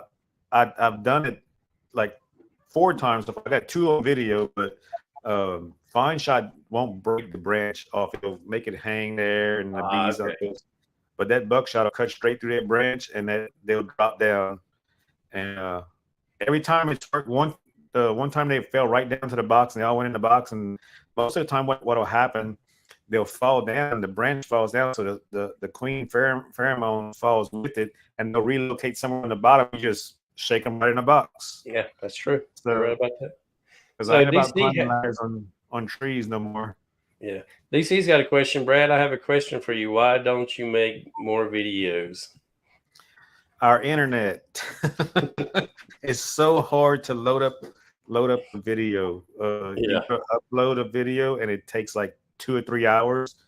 and then sometimes it'll fail, and you got to start all over again. So Philip's got a question for you also. He says, single aught or double aught buckshot? I've been using them double aught. All right. Yeah. But yeah, I tried that last video I made. I tried using fine shot because when I went in the house, I was trying to do it quick, and I grabbed some fine shot. It wasn't working. It was just taking the bark off the branch. So, and they would shake the branch, and they would just go right back on it again. But that buckshot brings it down. And I'm surprised more people that live out in the country don't try it, because you see them up in bucket trucks and stuff like that, and ladders, and they hanging off a branch, and you just go out there and get your gun and shoot that branch down. And I tell you what, my wife is an excellent shot, just so y'all know. So I don't let her have any of the guns, just so y'all know that. So what's the largest diameter branch buckshot will cut down? Do you know that, Brad? I don't know how big, but the ones I've been getting is like 1 inch to 2 inch round, because the higher they go up in the tree, the smaller the branches. So it's worked every time for me. I didn't have a problem. Now, I don't shoot at the nest. I always shoot, about a foot away from the nest. You don't want to blast all your bees, but yeah, it works good. I like it. It's better. Matter of fact, the last one I did with a shotgun, if I wouldn't have done that, I wouldn't have got it. And right now, they're already up into it's only been 3 weeks, and they're up into a 10 frame box now. They fully filled out a 10 frame box. So that's been something I just lost. Yep. So Brad, I do appreciate you. You're welcome to stay on with us and chat for the next hour, whatever you'd like to do. Appreciate you coming on. You've been great. I'm going to let Tom and Melissa talk a little bit about the swarm that they caught. And before we do that, I did load the observation hive above my head, so I'll let y'all have a look at it, and then we'll let Tom and Melissa talk just a little bit. I did get a pretty good sized colony in there. All right, I appreciate y'all letting me come on. Ricky, I thought you were going to move that comb further forward. Well, I did the best I could, so I just left it there. So I spent 2 hours cleaning that chamber up. So after I was done, I was exhausted. So, but I did put an air vent up there also for them. So we'll see how that works out. See if that helps out some. Now, did you find the queen when you put that in there? Because it was a swarm. I did not find the queen. It's a very large swarm. It's probably about 7 or 8 pounds. But sitting here last night, I did hear, I don't know if she was piping. Okay. So I'm assuming it's a virgin, which kind of surprised me. But because she wasn't quacking, she was piping. So, but maybe I'm wrong. Maybe it was a mated queen, but she was actually doing the sound that you hear a lot of times that the queen makes. So, so that's a good thing and maybe a bad thing, because if she don't come back, then what am I going to do? So just watch them die out again, or introduce another queen, I guess. It's going to happen. Throw a mated queen in there. Hold on, I gotta go. You could put a breeder queen up there. Not do that. I don't think my wife's gonna let me do 2 breeder queens. So just go buy a second one. No big deal. Well, what made you want to buy I forgot to ask you, what made you want to buy a breeder queen? What are you trying to do? I really want to kind of, with the bee business, I'm going to open a store here on my property. So not only are we going to sell hives, we're going to sell maybe some nukes, maybe some queens and hive equipment. So I really wanted to change the genetics over to a calmer bee if we're going to have people on the property. So that's why I decided to go ahead and buy it. What kind of bee is she? What breed? She's a Sukobi queen. That's the Synovian queen that she's artificially inseminated. So that's one of the things I heard was you got to be careful. Those artificially queens, they don't last very long. So, okay. But I actually bought her from Two Rivers. I can't remember the guy's name. Gosh. but anyway, he had bought a horizontal hive off of me, and so I decided that it was if he's gonna buy something off of me, I'll buy something off of him. So that's why we did that. How many hives you got set up to, to make you some like cell starters and stuff? You got your bunch set up? Yeah, I've got the 7-frame apple May hive, which is going to be my main hive, but also the horizontal hive down here that's got the 3-frame chambers, the 4 of those, and then have that whole queen rearing hive. So I'll have it all loaded up and ready when we get started with it. So probably all in all, probably 20 different hives to be able to put queens in right now, but I'm really thinking of some of those 3-framers that you boys was talking about earlier. So, or some mini mate nukes, either one of those. Mm-hmm. Yeah, especially since you bought a breeder queen, I would get as many hives, even a bunch of pro nukes, just to get some queens mated, something cheap that you can get up real quick and get going. Yep. Because you could stick just 1 or 2 frames in a pro nuke. You don't have to fill it up with 5 frames. Just stick 2 frames in there, 1 with some bees, and just let them get mated. That way you'll get the most out of her, for what you think. Because it takes, you're going to wait for a cycle. What you're looking at. By the time she starts laying, and then you decide if she's good enough to put another hive, you're looking at almost 4 to 6 weeks. Yeah, exactly. Before you can use those hives again. Exactly. Yep. So she is a Cardiney queen. She's not a Caucasian. She's a Cardiney. So everybody knows. Okay. Yeah, I would if I was you, I'd get as many. If you know anybody you can get some cheap packages from, just to put some bees and get some stuff mated, just so that you can get a bunch of queens. Yeah, that's me. I just want to be able to get.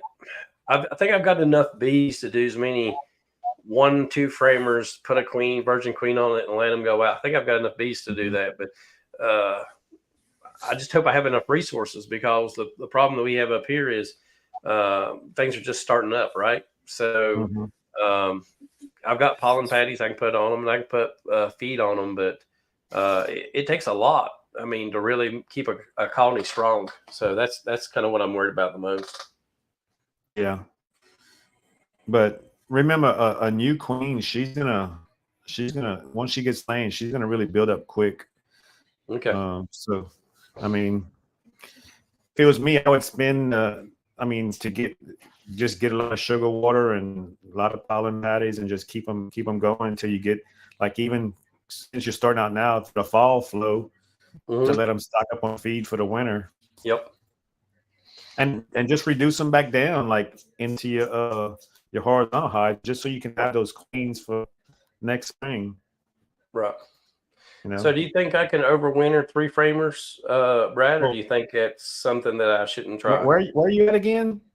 We're in the mountains of North Carolina, so we get pretty cold up here. Well, I don't see why you couldn't do it in your horizontal hives. You got the 3-framers set up in horizontal hives. Yeah. I mean, that should stay pretty warm up in there. But 3 frames is, if they're all side by side in the same hive.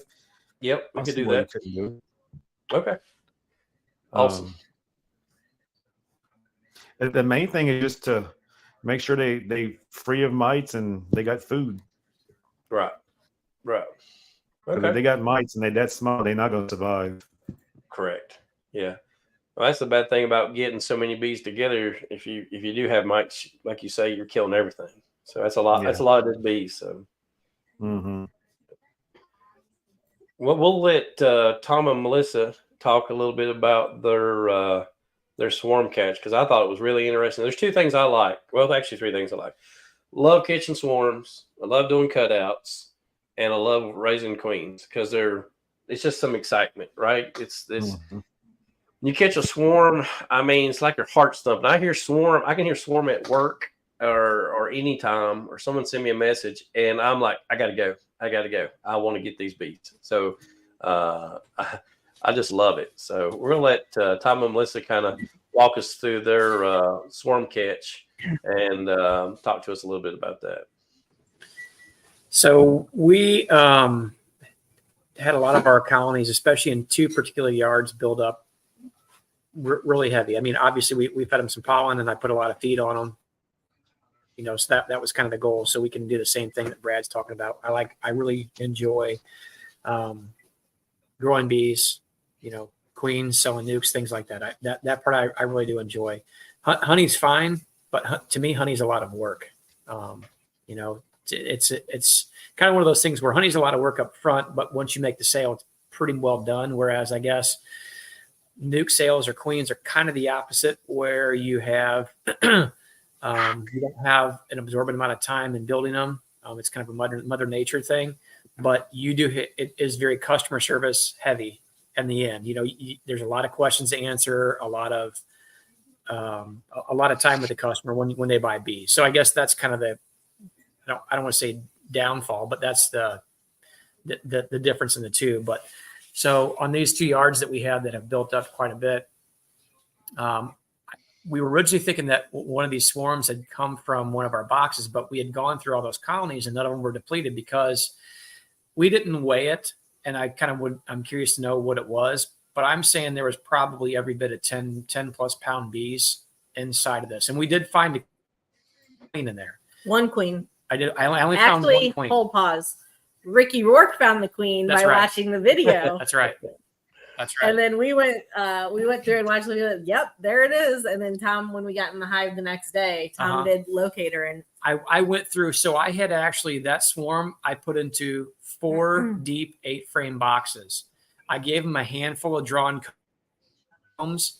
And when I went back through it, was it the next day or it was the very next day? The very next day, and this is amazing how quickly that swarm had acclimated to that, went out, found nectar sources and brought it back. They were already filling several combs that I had put in there with nectar. I mean, like several of them were already being filled. So it was 4 deep boxes with undrawn foundation for the most part. Right. There were bees on every single frame. Every frame. And wax being built out on every single frame. Every frame.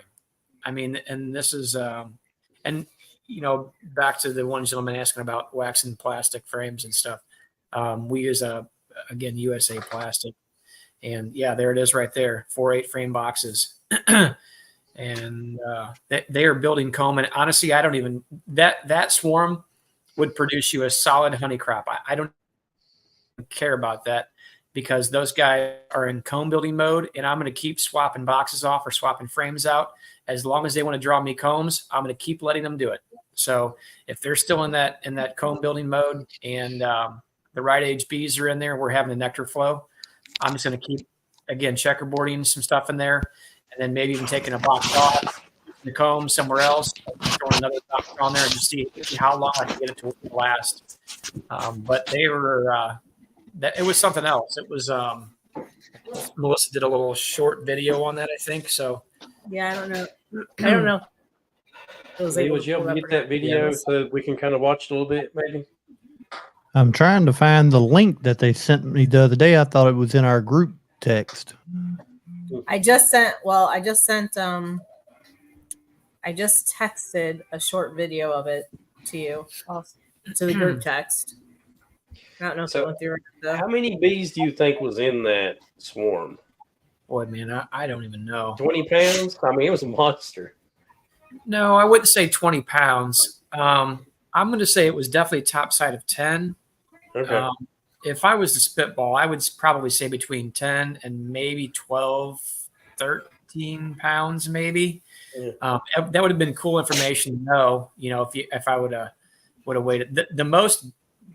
The largest colony I ever removed was only in a house for less than a week, and there was 10 pounds of bees that I pulled out of it, and they'd already drawn out 8 full-size pieces of comb and filled it with nectar. That was last year I did the cutout on this guy's place, but I'm going to say these were every bit of that, maybe even a little bit more, possibly. Mm-hmm. And we were thinking at first maybe it was a couple swarms had combined, because I think that that'll happen from time to time if a couple colonies that they can combine. That is possible, but I only found the one queen, and like I said, I went ahead and just we put it all together. I kept stacking boxes. I told Melissa, I'm like, no, I'm like, put another box on. There's too many bees. Put another box on, because I didn't.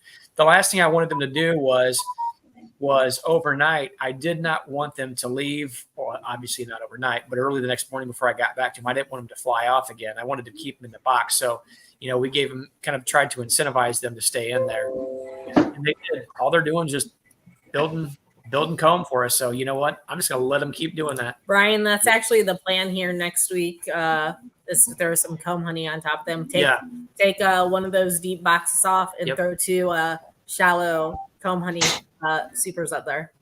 Yeah, hopefully that works out well for us. I'm thinking these guys are motivated. The colony is strong, and they can potentially do it.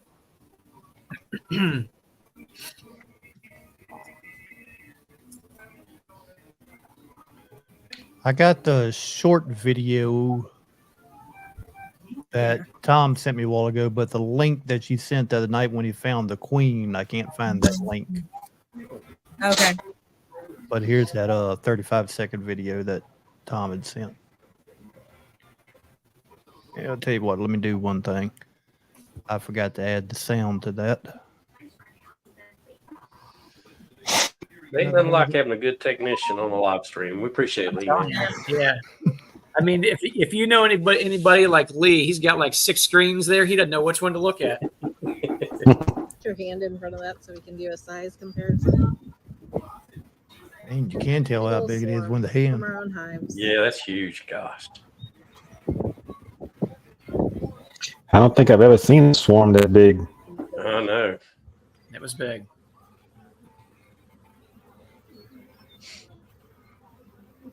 It looks like the video is kind of pixelated.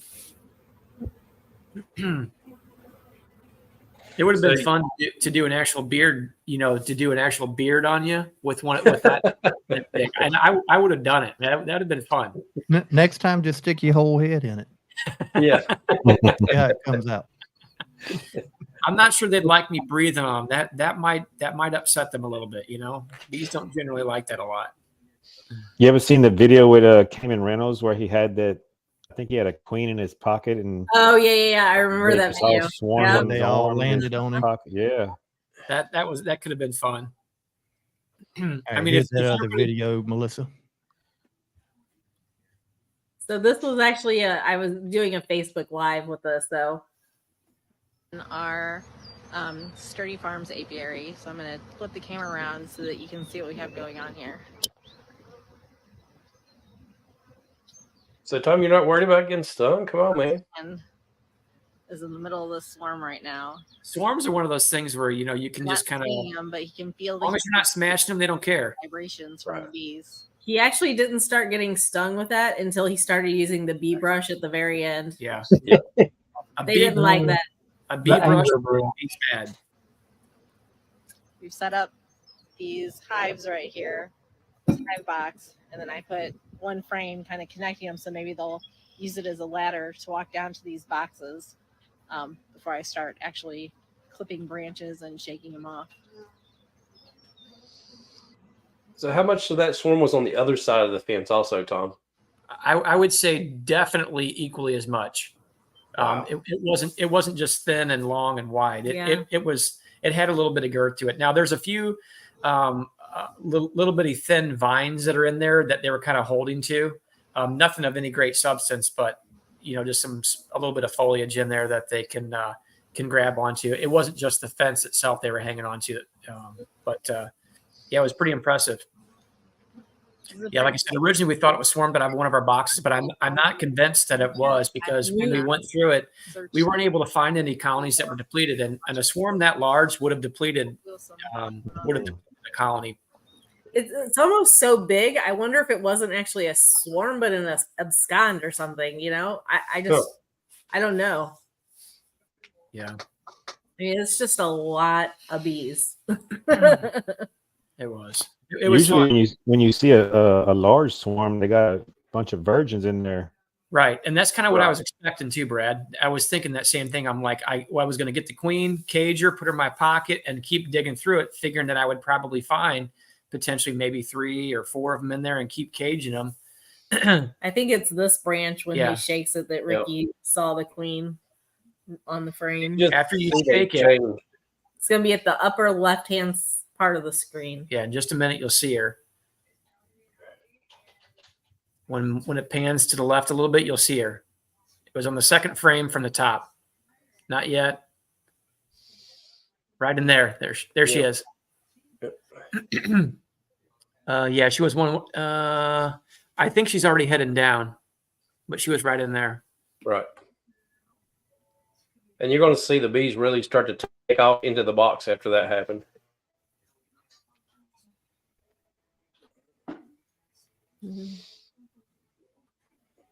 Maybe like right there. Yeah, I can't remember. I don't know. It's really hard to. Yeah, that might be hard. I think you're right. Yep. Right there. Yeah, she was on the second frame right there. Yeah, and Ricky picked it out. So when we came back and I was reading all the comments, Ricky said the second branch you cut. So I started playing the video and watching very closely after I cut it and shook it in there. And then sure enough, I mean, he was spot on. His eyes went right to it. And I'm like, there she is. I'm like, so she's in the bottom box, most definitely. I think I had maybe 2 or 3 drawn combs in the bottom. We actually didn't have enough equipment with us. Tom actually left. Like I stayed there and kind of started shaking the bees off the fence into there. And Tom actually left. Luckily, where we keep all of our equipment is only 5 miles away from there. 4 or 5, yeah. So he actually left to go get more boxes and frames to bring back so that we had enough room for that. Mm-hmm. That's a swarm that you just don't normally see. Boxes and frames to bring back. Oh, that was loud. Oh, you get your it's Bluetooth attached speaker. to that speaker over there. The Bluetooth speaker popped on. So has anybody in the chat ever had a swarm bigger than that? That's one of the questions I wanted to ask tonight. Anybody had a bigger swarm than what Tom and Melissa had? I'd really like to know. I would too. And if you did, make that swarm build you comb. Yeah, no doubt. You can never have enough comb. I've had so many people reach out to me because I sold off some of my comb this year. And then Older comb. Yeah, some older combs, still perfectly good. You know, there's nothing wrong with it, but it was getting older, and that was one of the ways I can cycle it out. And I've had so many people reach back and say, "Do you have any more comb?" That's the one thing they were asking about, was not necessarily boxes or anything else. Everybody wanted drawn comb. So you know, I'm a huge fan of it. I mean, obviously, if you're going to have bees draw you comb, you're going to sacrifice a honey crop on that. But it's things, you know, I think that I think we've all said it before, but it really is like gold. If you get a swarm and you don't care if it's large enough, even one that fits in an 8-frame box, you know, put a bunch of empty frames in there and or whatever your foundation choice is, and let them go to town on it. And then you know, add your second box or keep checkerboarding them in there, and then just let that thing draw you some comb because they're motivated to do so. You don't have to try to motivate them. You know, it's already there. And that's what they want to do. They want to build cones. Even like this one above my head here, this observation, they're only old comb, but there's a section right next to it, right in here. Yeah, they're building comb right there in that section. So they really like to build some new combs. Oh yeah. Yeah, definitely let them do it. You know, sometimes it's difficult when you want to try to force certain age bees to do something that they're just not inclined. Like, you know, if you have a bunch of older bees that are inside of a split you've made or something, and you want them to try to raise a queen, they're not going to do that because they don't want to. I mean, given the choice of a queen or not, they're going to do it for survival mode. But, you know, you just wonder that they can't do as good a job. But, you know, understand what age bees are best at and then capitalize on that. Swarms are great at building comb. They want to do it, so let them build you some comb. Older bees are grumpy bees.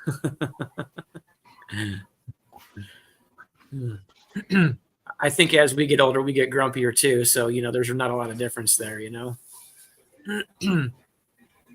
But that was probably the largest one that I've ever bought. Second to that one, that small cutout I had done that had only been in a house for 8 days before we had we cut it out. So how much do I charge for comb? That really depends how old it is. If it's something that I feel like that the cells have gotten really narrow, you know, I might ask $4 or $5 for it. But those are really good for putting in a swarm trap. So there's still value there. Mhm. Something like that it's dry. You don't want anything wet to put in there because then you have to worry about wax moss getting there and getting a hold of it. It has to be dry. But I've sold it as much as $7 per drawn comb. So, and people can't get enough of it, honestly. I guess if you think about it, you're going to pay $3 to $4 for a new frame with foundation, with used wax, or not wax, but plastic that's been heavily waxed. You're going to pay $4 for that. Even though this would be a little bit older, there's still value there depending on what you're trying to do with it. So There's a different value. that's right. Yep. JW is getting more mellow. I don't know. I'm not sure about that. You seem kind of feisty. Yeah, $10 minimum. Like I said, I had zero issue selling it at $7. I mean, absolutely none. Would people have paid 10? I am certain that they would have. I just didn't. Just me personally, I felt like what did I think the value was? Like what would I pay for it? And partly it was a way for me to cycle out some comb for one, and I didn't want to feel like I was overcharging somebody. That wasn't my goal there, And I'm not saying $10 is, when you have something and somebody wants it, I guess it's whatever they're willing to pay. That's what the price is. Now, Ricky, you said when you hear swarm, you get all excited and just want to get out there and get it. This year, I'm done with swarms. When I hear it, I'm like, are you serious? Another swarm? Not another one. Just call me, Melissa, and I'll come get it. All right. Yeah, all come right. on up. Absolutely. Yeah. After you get the swarm tackle, we'll go out to dinner and grab some steaks or something. There we go. Was it JW that has the plane? Yeah, we're going to get JW can go get you with this plane and then bring take the plane down, pick you up. He can come on up. We'll go get steaks after we're all done catching swarms. So what do y'all think, Brad and Tom, Lisa, Spanky? Do you think that a person could sell drawn cone to the public? Do you think you could make enough drawn cone to sell and make a profit on it? In what capacity? Yeah. Well, just to sell to sell just to people that wants to buy it. If you put it in your store to sell, could you make enough money on the drawn cone? Would it be worth your while? Just that alone, just that one single source of revenue stream to earn a living on. Is what you're saying? Well, just for if a store wanted to sell drawn cone, would it be something feasible to do, or are you wasting your time and money trying to sell something like that? I don't think so. I mean, like you were saying, if you ask upwards of $10 a comb, I think that it's reasonable. I think it'd be one of those. It'd be another revenue stream. I don't think you could do it as that was your only source. I think if you were already a store and you already sold other products, and that's an additional revenue stream, I think that would work fine. Because like where you're at, you're not going to get any bees to draw you comb probably, late in the season through winter. You know what I'm saying? So, yeah, the certain states it is illegal, and Tennessee is definitely one of them to sell used equipment that does not have bees inside of it or comb in it. So let's look at it this way. Better Bee sells that better comb, which is I don't know what kind of wax it's they synthetic. Use. It's synthetic. So 10 in a 10 pack for $60. And that's not a full frame. That's just the comb insert to go into an empty frame. So add another. You still have to wire. You have to wire that in. So add a couple more dollars to that. So you have basically $6 for that. A couple more dollars for a frame. So that's $8, and that's synthetic. That's not the real deal. Has anybody tried any of that? Because I have, and I just like to other people's opinion on it. Has anybody tried the better comb? Any opinions on it? I haven't. We have one piece of it. Yeah, we got one piece and just that because was we need it in a pinch. Because there was a swarm and we didn't have anything with us. Yeah. So have you tried any, Brad? No, I haven't. Lee, have you tried any? Nah, I hadn't tried none of that. I heard that depending on what your temperatures are in your area, if you put it in a newer hive, And is it not enough bees in there to take care of it, keep everything cooled off in the hive, that it's just going to melt? Yep. And down here, I think I would have that issue. So I did buy 10 pieces of it when it first came out. Didn't put the wire in it now, had no wire. And even the temperatures up here in the mountains, it sagged. And I was very disappointed. And not only that, I did have problems with the queen not wanting to lay eggs inside of it. So it kind of defeated its purpose by having it. But that was my experience with it. That's why I asked other people what they thought about it. Yeah, I don't even know where that one piece is. Like, I don't know. I think we pulled it out or something like that. I just wanted to give them a head start in there. You know, that's what I was looking to do. Give her a head start, so they could start storing some things, keep them in the box. That just goes to show you, you cannot replace Mother Nature. That's right. I'm just saying, you know. But if, like, my point was, it better be selling that for, you know, Yeah. however much it was, $6 a sheet, or not a sheet, but, you know, a piece. And then you still have to buy a frame and wire it in. So by then you're what, like $9 or $10 there? Like, would you rather have artificial comb, or would you rather have, you know, actual beeswax bee comb? Yeah, and DC's bees brings up a good point right underneath. Yeah, there you go. I want to sell a brood frame for 25 each, or 20 if you swap me a frame. So here's something interesting. I had a lady contact me, as last year, I think it was, and she wanted a couple brood frames. And I said, okay, I really wasn't wanting to part with it, but she needed it and she was close to me in the pinch. So I said, okay, I'll sell you it for $30 a frame. Now, I didn't give her a chintzy frame. This was actually both of these were fairly newer frames with newer comb, and they were completely full. I mean, brood both sides. I mean, solid frames. And she paid me $30 each per frame. It's not something that I normally do. There's a guy here in Missouri that'll sell you brood frames for like $20 each.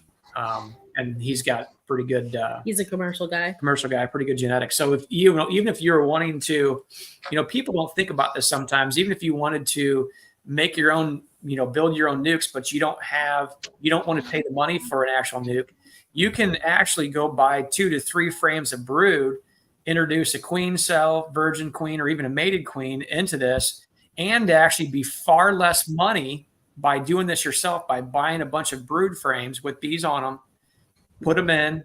Like I said, you can do a virgin, you could do a cell, you could do a mated queen in there, whatever you want to do.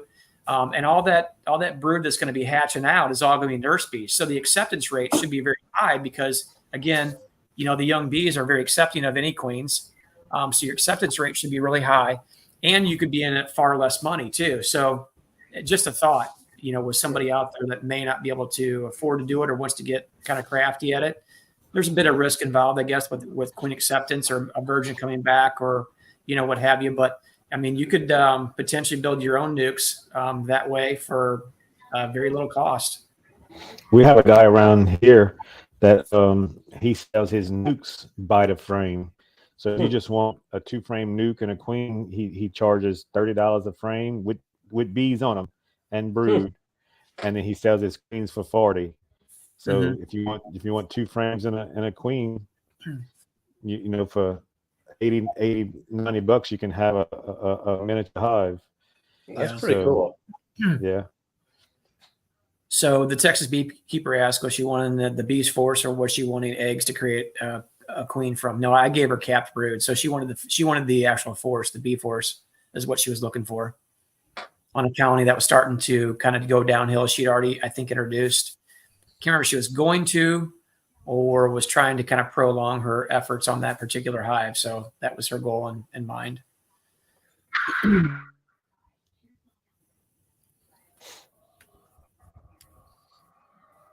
Spanky, how's your little hive doing? It's doing good. I've not been in them in a good bit. I need to get back into them. They're building out comb. I saw some comb being built in there where I was feeding them sugar water.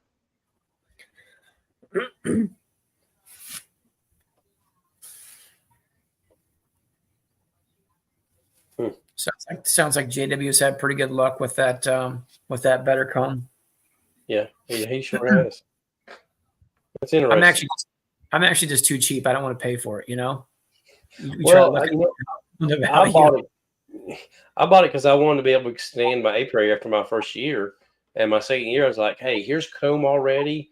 Don't have to worry about them trying to draw it. And, here we go. We'll see how this works out. And it didn't work out the way I wanted it to. So I like Bob Benny's method when he talks about people growing their apiaries and learning your bees and how to manage colonies and try not to grow too fast. Where you go out and get a loan for $100,000, right, and end up buying a bunch of people's or buying out somebody's operation or buying a bunch of colonies and starting off, because now you've got all kinds of risk involved with maybe where you're at in beekeeping. As far as your knowledge base, maybe not understanding the appropriate measures, how to effectively manage that increase in colonies, but being able to grow, your apiary, doing it by, if you end up with, growing it by like 30% each year. If you grew it by a third each year, that's a pretty safe number. You can do it without having to grab a large loan from a bank or what have you. And also the risk of probably is a little bit more toned down. It's a little more subtle by going that route. So the first year that I went to Hive Life, there was a couple down there, a husband and wife, and they wanted to get into beekeeping. And this is no lie, they spent $20,000, and she was absolutely furious about it. They'd spent that much money and hadn't even got into bees yet. She was really worried. I'm thinking, I get her feeling. He kept saying, "No, it'll be okay. We'll get our money back. We'll get our money back." And I thought, "Oh no, this may not be good. That's a lot of money." So I would rather do little steps. What'd you say, Spanky? What did they spend 20 grand on if they hadn't even gotten the bees yet? A cow extractor. Yeah, they bought some equipment, boxes, and everything. So she's like, "I can't believe we spent $20,000." She's like, "Oh, it's okay, honey. We'll be all right. We'll be all right." And the question is, have you seen them at any of the following conferences? No, I have not. I'm wondering when I won't see Tom again at one of the conferences. To be honest with you. when I won't be there? Yeah, because you tend to buy some expensive equipment. I know, right? It's Melissa. She blames it on me. I'm the scapegoat. I just deal with I've got a tough skin. Yeah. You buy some stuff too, Ricky. Hey, I haven't I have not purchased a breeder queen, so you're going up on that. Yeah, I agree with you. Yeah. So, but I do think for anybody, start on that lower tier and kind of work your way up is a whole lot better to do that and invest all that money at one time, and then who knows, you may end up being allergic to bees and you spent that money for nothing. Yeah, that's for sure. Is she gonna come with that fancy little sticker on her back? I hope so. Yeah, you're supposed to have a number on her. We'll see what happens. So that's why they charge you so much, that fancy little sticker they put on them. That's right. I think that's pretty awesome how they can do that. Yeah, I mean that's got to be some tedious work. Yeah, no doubt. They'll probably just knock them out with CO2 and put on the back. Yeah, that's probably true, Spanky. I know a couple of serial killers that used to do that.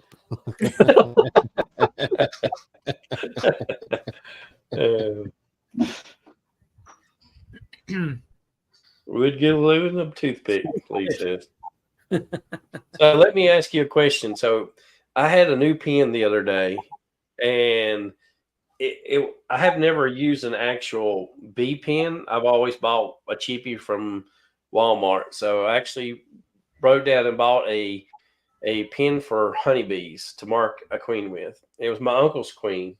And I said, "Here, let's mark her." And I dabbed it a few times. And when I went to mark her, the ink run everywhere. It went on her wings. It didn't get in her eyes. And it was really thin liquid. And the bees immediately started trying to clean it off. Did I mess that queen up? No, it depends. It just depends on the bees, really. But I've done that before. Got some on the wing or something like that, and even Bruce's bee has a video of one that he did a whole bunch of red on, and she I think she's on her second season or something like that with with the same queen. Okay. I think if you get it on their eyes, that's when you really screw them up. But Yeah. I watched a video of one guy that talks about just marking a queen. Period. Some bees will ball the queen right when you put her back in the hive. You won't know it, but you'll go back there, a couple of weeks later, and you're queenless. Mm-hmm. Charlie had that hat. Yeah, so he takes a little bit of queen candy and put it in it. Anytime you mark a queen, put just a little bit of candy and put her in a queen cage and put her back in the hive. And then by the time they eat out the candy, then they accept her with the paint on. Okay. I'm I sure. definitely would put it. I always put them in a cage on the side. I don't put them back wet. That's for sure, because then they really attract around her when the paint's wet. Because I guess it smells, or they know it. Because that's their job, is to keep her clean. Mm-hmm. Yeah, that's for sure. I'm sure that has what it has to do with it. It changes the smell. When it changes the smell of the queen, they figure something's wrong, and some bees may be more aggressive about handling. Yeah, they ball her. Yeah, absolutely. I can Or only a superseder. That's right. Yeah. I actually did it once, Ricky, where you were talking about how it ran on her. So I always do this now, where it on the side of the frame or side of the box, I dab it and kind of get the and when it's warm, those paint pens are even worse. It'll pour out of there. Okay. So never go to mark a queen without testing it on the side. I'll do it on a frame. You can look at some of my frames and you'll see paint blotches on there. He just likes putting polka dots on the frame. Right. That's where I kind of milk it, basically. And then I touch it off to the side, just where I've got just enough paint on there where it's not too dry, not too wet. And that's when I'll go to mark the queen at that point in time. But I did that one time where I globbed paint and it got on the queen's eyes. And I'm like, this queen's done. I'm like, I just murdered this queen, hands down. And I, out of curiosity, went back and checked a couple days later. She was still in there. Went back and checked it like a week. I think she was still in there, but then a little bit longer than that, I seen they were building some superseder cells, and I'm like, "Yep, they're gonna take her out." And I just let it happen. I'm like, "Yeah, I just signed her death certificate with paint." That's what I did. Good job. Yeah. You can't put any pressure on that pen whenever you mark them. You're supposed to just rub it in, dot it in. You push that point, anything on that queen, it's gonna load her up. Oh yeah. You could give her 100% paint job if you did when it's warm and you push it down on that. It will paint that entire queen bee. Yep. Yeah, Paul's right. It definitely makes it easier to find her, though. Yeah. Certain colors are a little bit more easily seen. Like when we had done red last year, that's a little bit harder to see. We used pink. I agree.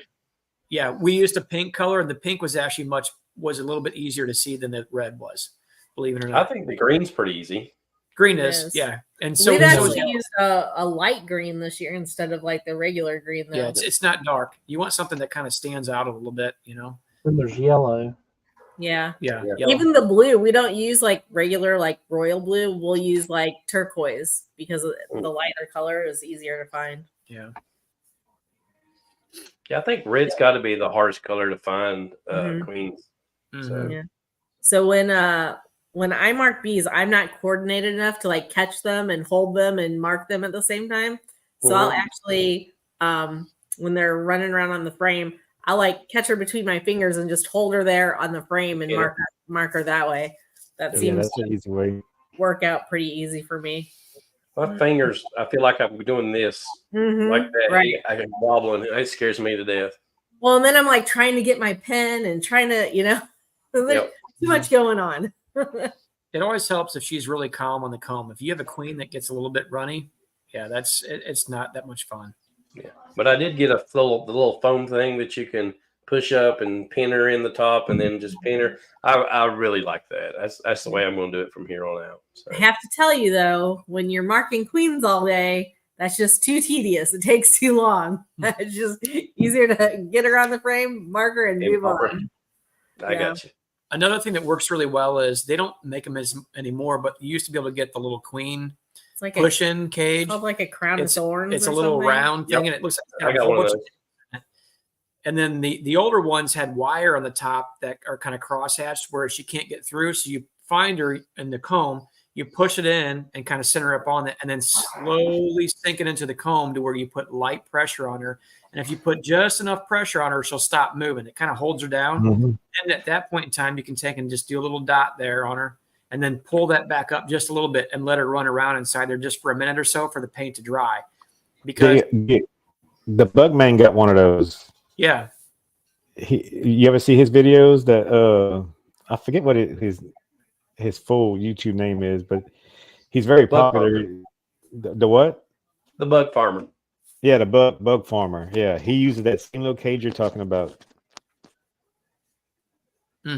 Yeah, that, I mean, it works well. I mean, there was a guy that taught one of our classes, shows, hey, you don't need to pick up a queen. You should never pick up a queen. I'm like, I wanted to get more proficient at it, so I would always pick her up and then put her between my fingers, and then you have to stop her. You have to put her head on the tip of one of your fingers so she doesn't want to move forward and slide out. That way you don't have to put too much pressure, on her thorax or even her abdomen, and then, lightly mark her. But once you kind of learn that technique and kind of hone it in, it becomes much easier. But a safe way for somebody who's unsure, using that little push-in, that little push-in catcher is actually Well, that's for the breeder queen number. oh, okay. That's the breeder queen number set. Yeah. That actually works really good then. Yeah, try those, Ricky. I might do it. Hey, maybe when you get your breeder queen in, just buy a whole bunch of those and glue a whole bunch of them going down her abdomen, okay? Just do a whole series of numbers. Yeah. It'd be like bling. If I put the little numbers on them, could I sell those as breeder queens too? Sure, sell them as her daughters, and because here's the first daughter. It's got a 1 on it. Yeah, true. Just make sure when you take her out the cage, you don't let her fly. Right. Yeah. Well, I bought a little metal cage to put her in, to kind of, you pop your little introducer cage in there, and then she's got more area to go in. And so do they clip one of the wings? That would be a good idea. I could definitely do that. Well, I was wondering if he did that. The seller did that already. I don't know if he does that or not. So Dawson wants to see the observation hub. See that. Brad, have you ever clipped any queen's wings yourself? Yeah, I've done some. Yeah. Mm-hmm. I'm guessing. Now, whether it helps or not, I don't know. I mean, I haven't really kept track of them to know about what's what. Sure. But just recently, now that I started selling a lot of nukes, I've been I want to mark everything. I'm marking everything I find. That way I can keep track of my dates of my queens and stuff. Yeah. And for my mentorees and stuff, I let them pick up drones and mark drones. That's a really good thing to learn how to mark bees with, is just mark your drones. Definitely. Yeah, what's fun too is picking up. So when we put a queen in a candy cage, we'll want to put attendants in there. I try to get 4 to 6 of them in there at once. That'll really help, especially on a virgin queen. With having attendants inside that, if you're going to keep them for a few days, because otherwise they'll tend to kind of fizzle out. Yeah, they can fizzle out very quickly. A virgin can, without having that, because they're a real social creature. So I think not having that social aspect probably doesn't help much either. So if you're going to keep them in there a couple of days, I always do that. And I always like to, especially when you have the little cage and it has the hole in the top, you got the candy plug on the one side and you got the hole, I pop it open and I'll try to grab the bees that are running down.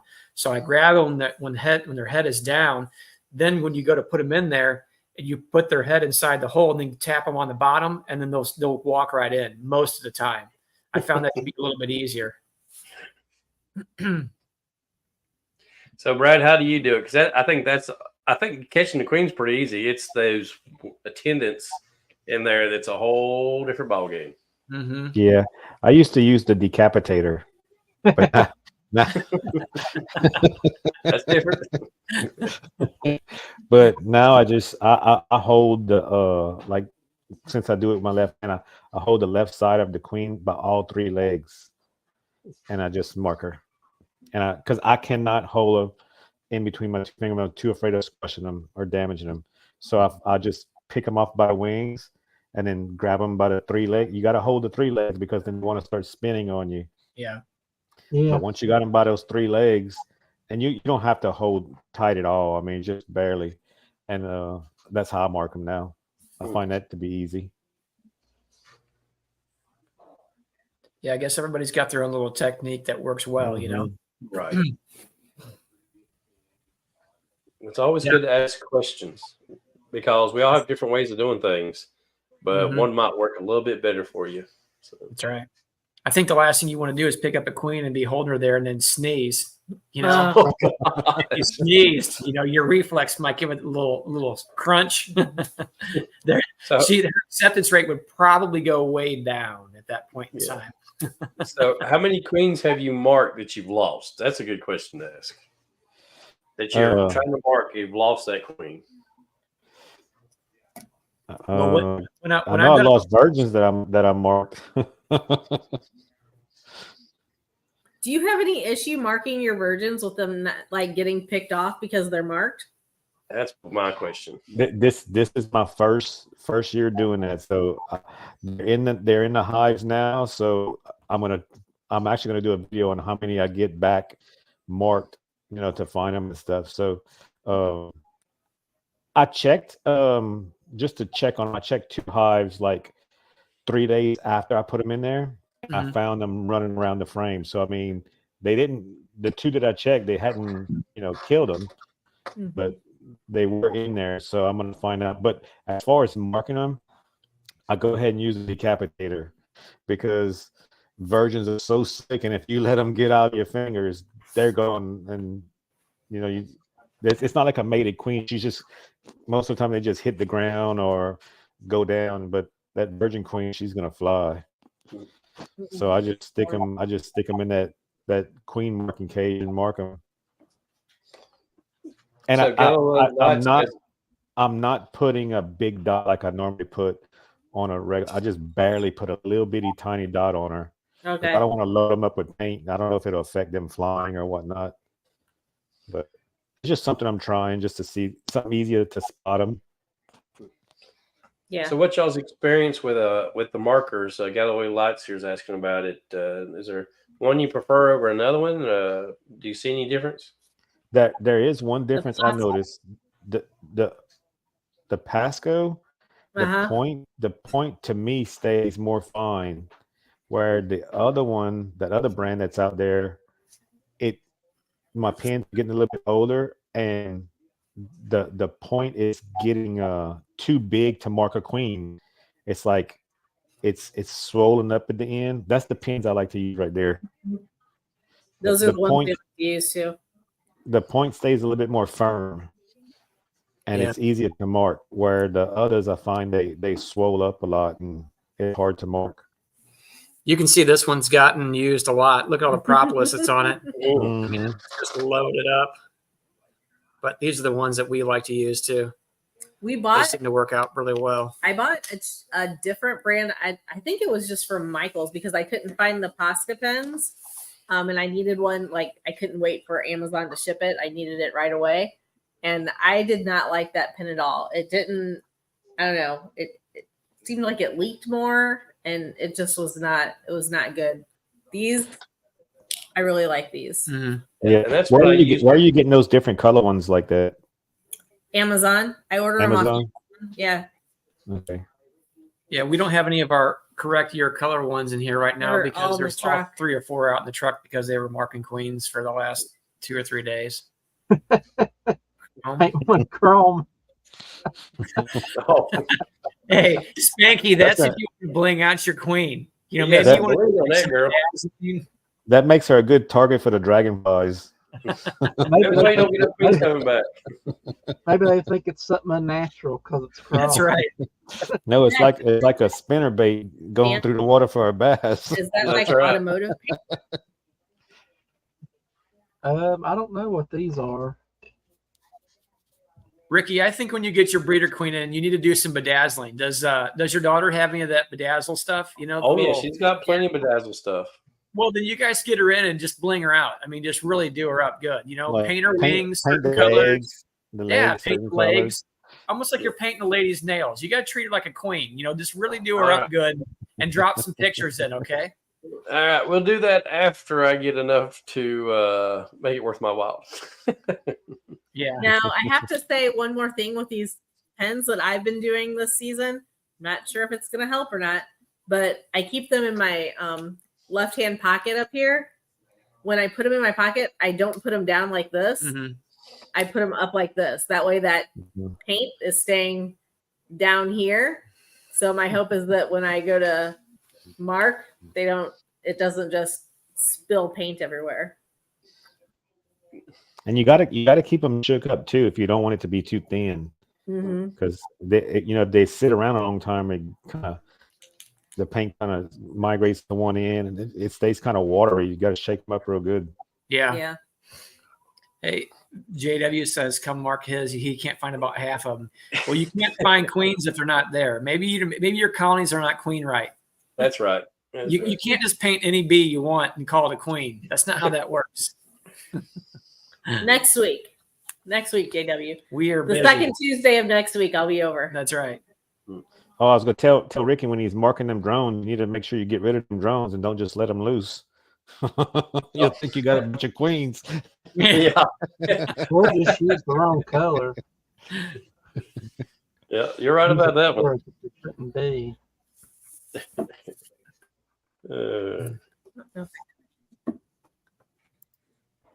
Yeah, I was gonna actually make a video of me marking queens today, and I forgot the tripod, and it's really hard to mark queens, hold a phone, hold a bee, and all that at the same time. I'm like, I'll be back Where's tomorrow. Tom at?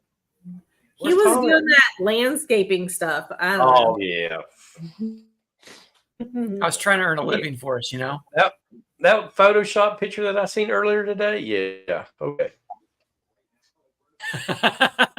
Yeah. No, that's a property we've been maintaining now for 4 or 5 years. We worked pretty hard on that one. It's beautiful. You notice the lack of dandelions and lawn. Yeah, unfortunately, that No wouldn't work well with dandelions in that beekeepers. yard. There is not one weed in that yard. Not one. It looked like a that golf house- course. Well, there's a golf course right Actually, next to it. There's his house overlooks one of the holes on a golf course, actually. So we have to make that thing pristine. Yeah, definitely hate when work gets in the way of me playing in my bees. I know, right? Well, I kind of wanted to go out there and mark queens today and do that, but unfortunately, I'm at least one guy down. I need to have one more guy. Well, and it that we can didn't. hire. Yeah, our son usually helps him out, but he was sick all week, so that didn't help either. The worst week possible. This has got to be the busiest week that I've had, and I'll probably have all year. And anyway, we'll get past it. One more day. Mm-hmm. Well, guys, we're going to close the chat out tonight. I do want to say thank you to Brad, Cajun Homestead. If you haven't got a chance to check out his YouTube channel, definitely go do that. He definitely likes to hang out on the Tuesday night chat, so he's usually there with Lee and him. And if you get a chance, I keep forgetting, check out Charlie's channel Friday night. And you got Hannah and Tim on Sunday. Of course, you got Lee and Bob on Tuesdays. So some good information out there just to help you out in your bees. But anyway, we just want to say good night. God Thanks, bless. Ricky. Yes, Brad, and we'll see you folks later. Good night, everybody. Good night.